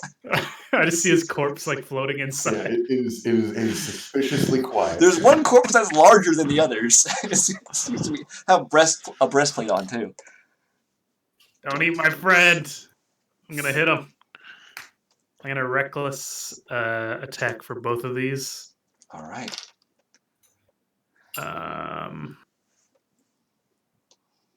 Yep. All right. How do you want to do it? Hey, Oh my god. I just picture me, it's like Sauron fighting the fucking elves. Like, I just throwing bodies to the side as I, like, strike this thing. They just go flying, and I get enough out that I manage to grab Alistair, and I'll yank him out.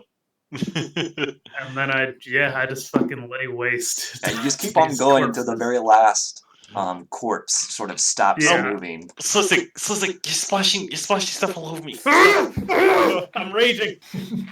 There's like It's like lightning a- striking around me. Like a machete through the jungle. It's like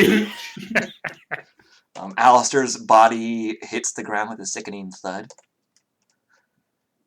Oh my god. But yeah, Slizik is just pounding away at this corpse mound until there's nothing left. Now the fog is still around you, but you don't see anyone trying to murder you, so that's a plus. Indeed. I'm Okay, unconscious. I really apologize. I gotta get going. If you guys want to, obviously, feel free to keep playing without me. Does not matter to me. Just let me know what You're happens. just gonna go take a nap after going. Yes, crazy. Lizard goes to sleep. He's very angry. All right, I'll see you guys next time. Take All care, right, buddy. catch you later. All right, I'm assuming one of the healers casts, Yes. healing my word. plan is to do. I would like to do a healing word. I'm gonna twin it on myself and Mr. Alistair. All right. Assuming we're out of combat. I'd Yes, like you are to now do out of that. combat. Thank And goodness for also, that. I've got empowered healing. So, whenever you or an ally within 5 feet rolls dice to determine number of hit points the spell restores, I can use a sorcery point to re-roll any number of those die once, provided you aren't incapacitated. Okay, so he can't do that if he's incapacitated. Dang I it. think it's just you is incapacitated because you're the one. Oh, right. Okay. So yeah, we'll do that. Let me do some healing then. I don't need healing. I'm fine. Speak for yourself, friend. I Sarcastic. see. Oh, I'm just saying you can skip me if you need to. Perhaps the next time around. Here. So I'm gonna cast that once. Okay, 7. And let's I'll re-roll that. How we do that? Let me see. Now you did get the 7 you got is pretty much the closest you can get to max as possible. That's a good Whoa. point. You've rolled one. You rolled a 3 out of a 4.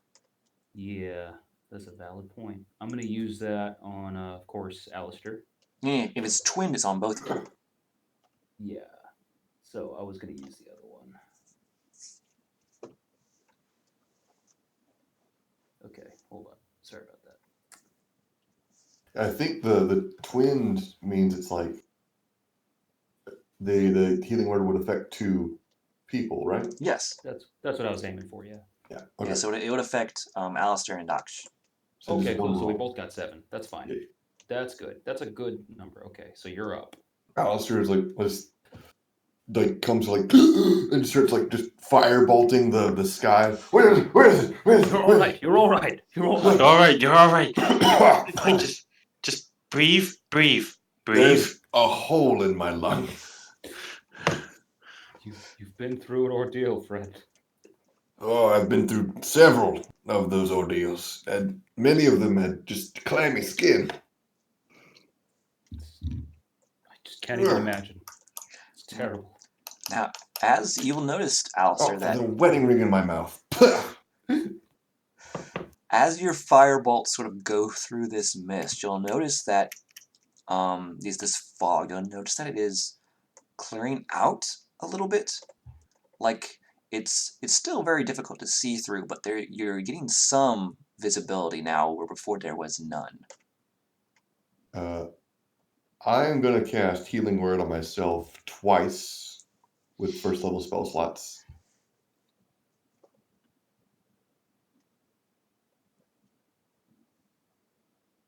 Bop.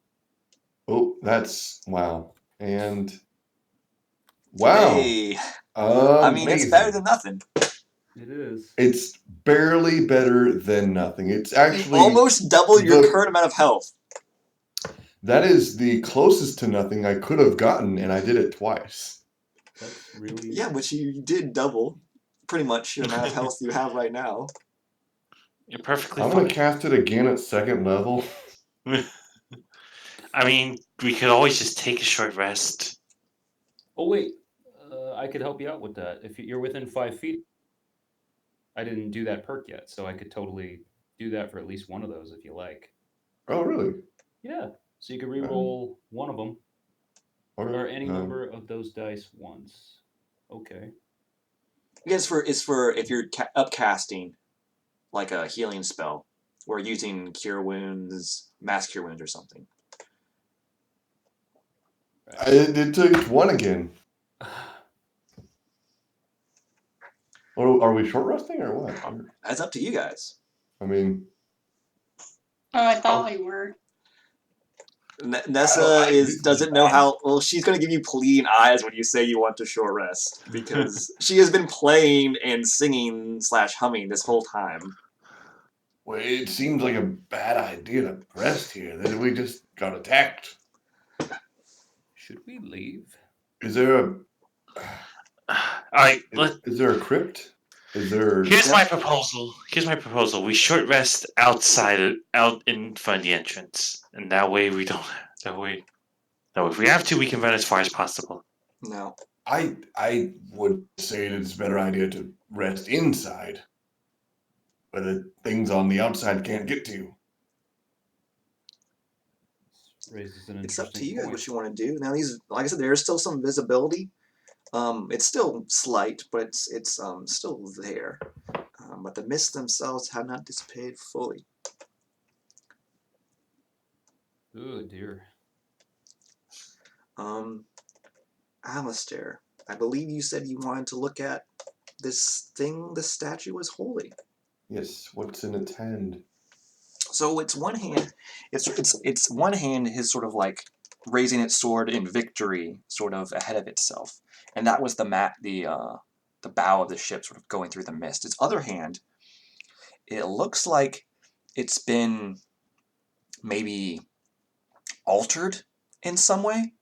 You're not sure what it was supposed to be holding before, but someone clearly used but it looks like someone has altered that hand to hold something that wasn't originally designed to hold. Because what's inside of there is this almost pitch black orb. Ooh. And it has, let me look up, it has a slight crack in it.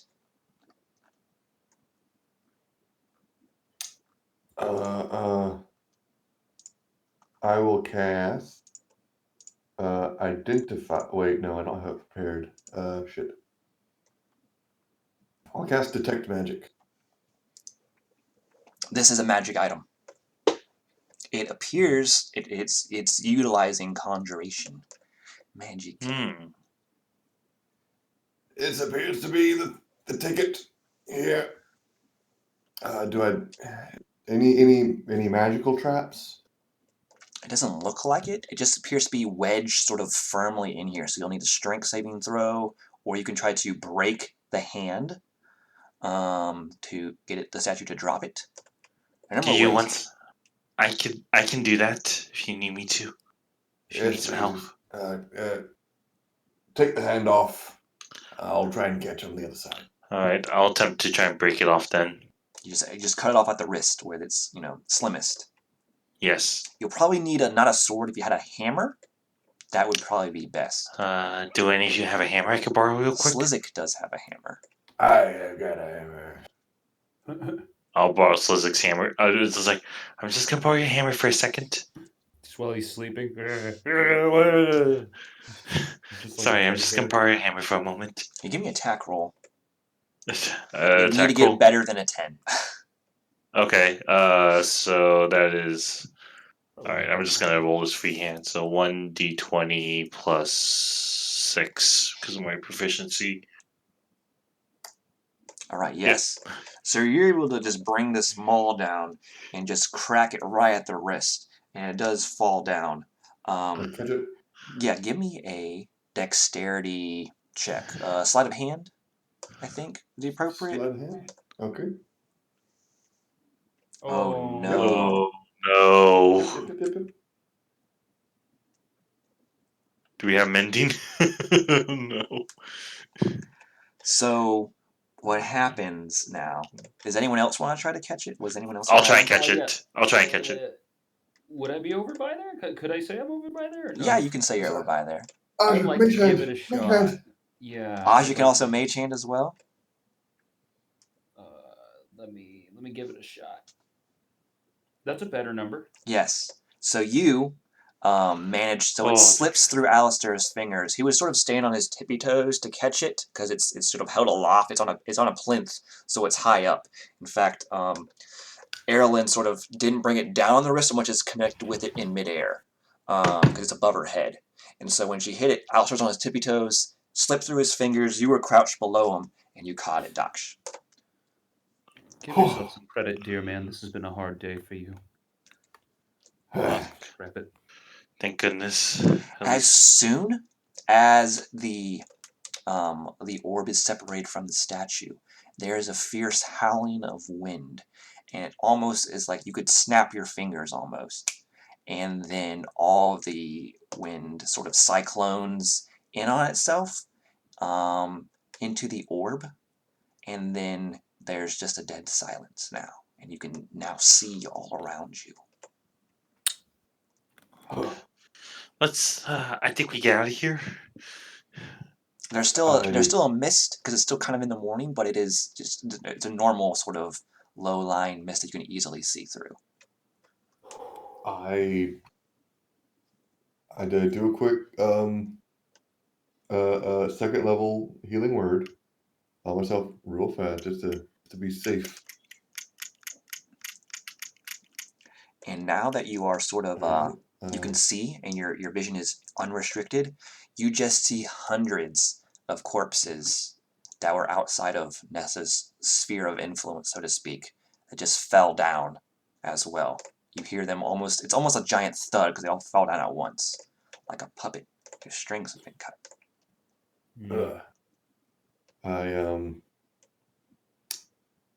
I will start I want to start going around to with my detect magic to see if there's any residuals in like crypts, just like around the perimeter, doubly sure. There is nothing here. You don't detect any magic that could possibly be animating these undead anymore. You get some nasty juju from this orb, but you don't know exactly what until you do identify.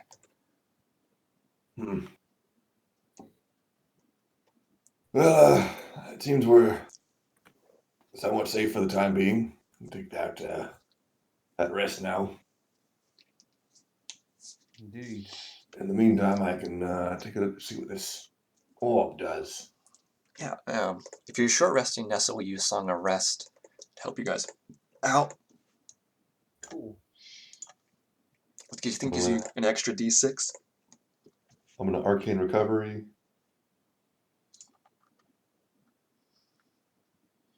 I don't know. How do you bard? Give me a second. I'll get No, you got it right.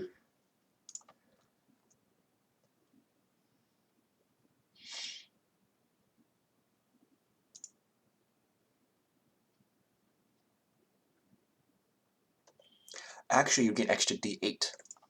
Oh. All right. That's to hit die, right? Yes. So if you're doing a short rest, you have as many as your level is. It uses your class's hit die plus your con mod, and then you can add a D8 to the end of that. Okay, cool. So I'm gonna go ahead and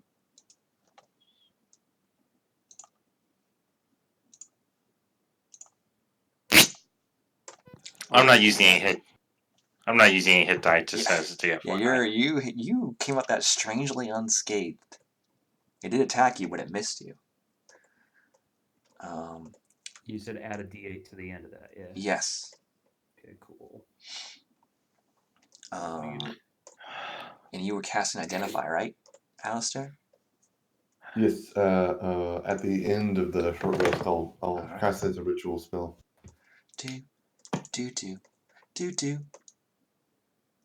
I apologize. I wasn't too much of use. It once I saw that that grave wind was not doing anything, was not reacting to any of my spells, I kind of hung back a lot, a lot. You're all right. Ugh, goodness. I'm just glad to be out of that thing. Aren't we all? You identify this item. Still has a huge crack in it. From you're not sure where it got it, but it's called a Orb of Undeath. It's a wondrous magic item that requires attunement. Like I said, it's solid. It's pitch black. Like maybe a kind of. It's not obsidian because it's not shiny. It seems to absorb the light around it. And while attuned to it, your intelligence score is 16. But it has no effect if your intelligence score is higher than that. You also learn the Chill Touch cantrip, an Inflict Wounds spell, and a Vampiric Touch spell. And Intelligence is your spellcasting ability for these spells, and you can cast those spells once per long rest. Give that to Slizik. Yeah, this is best for those without any magical ability, especially if we're going into Odessa. I concur. Put it this way, they'll know that he has magical ability, but I don't think demonstrating it will probably be such a good idea. Well, they're not strictly evil spells. Chill Touch, Inflict Wounds. These are pretty standard for a wizard or a cleric. You can generally pass off most of those as something else if someone asks you. The only thing where there's a hard line, like I said, is the actual raising of the undead. That is what everyone's going to have a problem with. But also the raising his intelligence would certainly not be the worst thing. I mean, I could use it too, but I think if. Oh man! But I think for now, Slizik will probably be. Why we have a smart but not wise boy. Oh great! I like the imagery.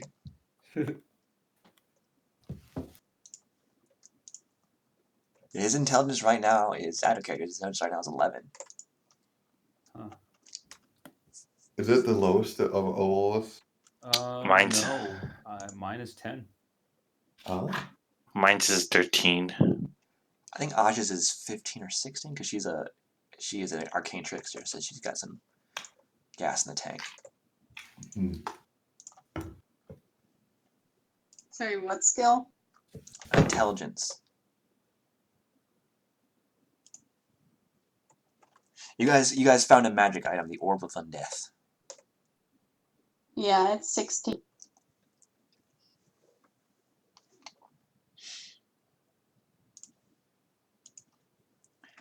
All right. So, you've pretty much, at first glance, looks like you have solved this problem that Cyntra is having. Someone, of course, is going to need to rebury all these bodies, but you got more important things to do. Indeed.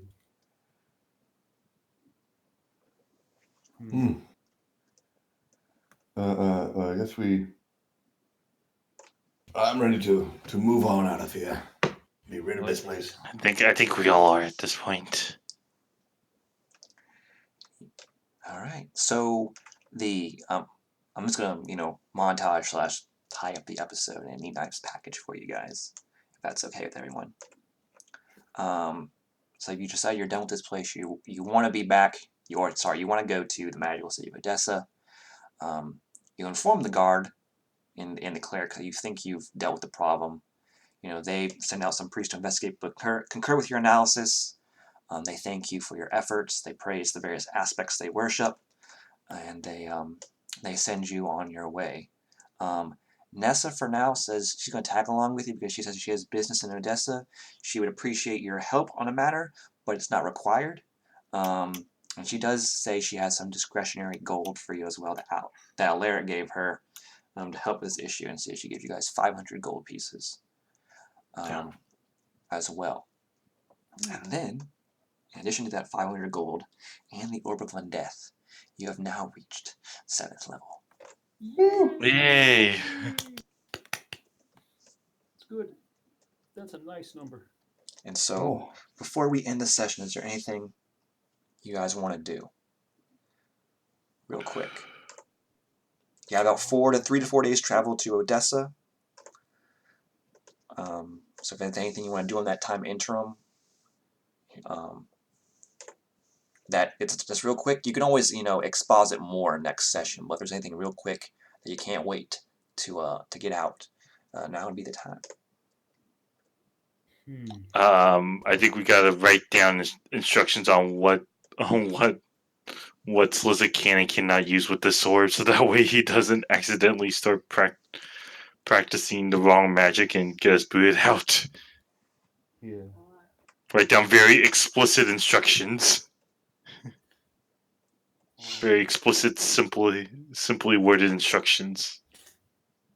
Well, he's smart now, though. He got intelligence of 16. If he attunes to it, he can understand everything you're saying. It's all just so clear to me now. After the fog of my rage cleared. Now, he can't, he'll say, he'll probably practice it and say he can't cast spells while he's raging. He'll note that. But, yeah, I'll leave the rest up to him. That's what he figured out definitively, that I can tell you guys. That's mechanic based. Cool. But yeah, other than that, I'll let you guys RP the rest next session. Sounds Yep, good. I still gotta send you stuff, which I will do before. Everyone... Oh, sorry. Go ahead. No, sorry. I thought we were done. Continue. Everyone who's rolling hit dice, something's fucked up with it. Everyone's rolling d4s. Oh, that's right. They changed their hit dice, how it works. You have to select now it's not automatic anymore. You have to select what it is for your class. Okay. You reminded me of something when I was checking Amelia's character sheet the other day. How do you... You just click on it on your main page where it shows you your hit dice. Let me look. I'm going to use Erlen's as an example. So your hit dice, you click on where it says D4 in parentheses, and that gives you a drop-down bar where you can change it. Okay. Why is D4 an option? It's not even It's not even a thing. I don't know why it's an option, because D6 is the lowest you can get. I have no idea. Which is Source, I think. Yeah, Sorcerer's D6. Yeah, Sorcerer and Wizards are D6. Okay, so re-roll those probably. I guess if we're back at town, we're probably... Just don't even worry about it. Okay. Yeah, everyone will have a long rest. You'll be level 7. Like I said, it takes 3 to 4 days. You'll have a long rest in between, at least, 1. And you'll be, so I have max HP, all spell slots back, that sort of thing. I got this thing now. Hoo. That's what, this is the good stuff of the lore wizard. Good. Now, I know we changed it up a little bit. Yeah, the mile one is different. Also, unfortunately, the original one that this was based off of does not exist anymore. They took down the website. Oh, okay. So I think what we discussed was, and correct me if I'm wrong, we decided to triple the range of the spell, I believe, instead of a mile, because a mile was ridiculous. And then we moved that range to the first level, and we swapped the damage to a second level spell slot, I believe. Okay, yes. I believe we did that. I think I have this saved on D&D Beyond, and I can send you the link. Though I think I did. I think I made that because the other campaign I DM also has a lore bard in it. I think I made it for him in D&D Beyond. So I'll send you the link for that. And my homework is to send you the link for that and to work on the aspects boons for Erlen and Daksh. Thank you. All right. I think that's it. Your homework is just to get sweet bonuses for leveling up your character to level 7. Cool. Sounds good. But I'm gonna end the stream there.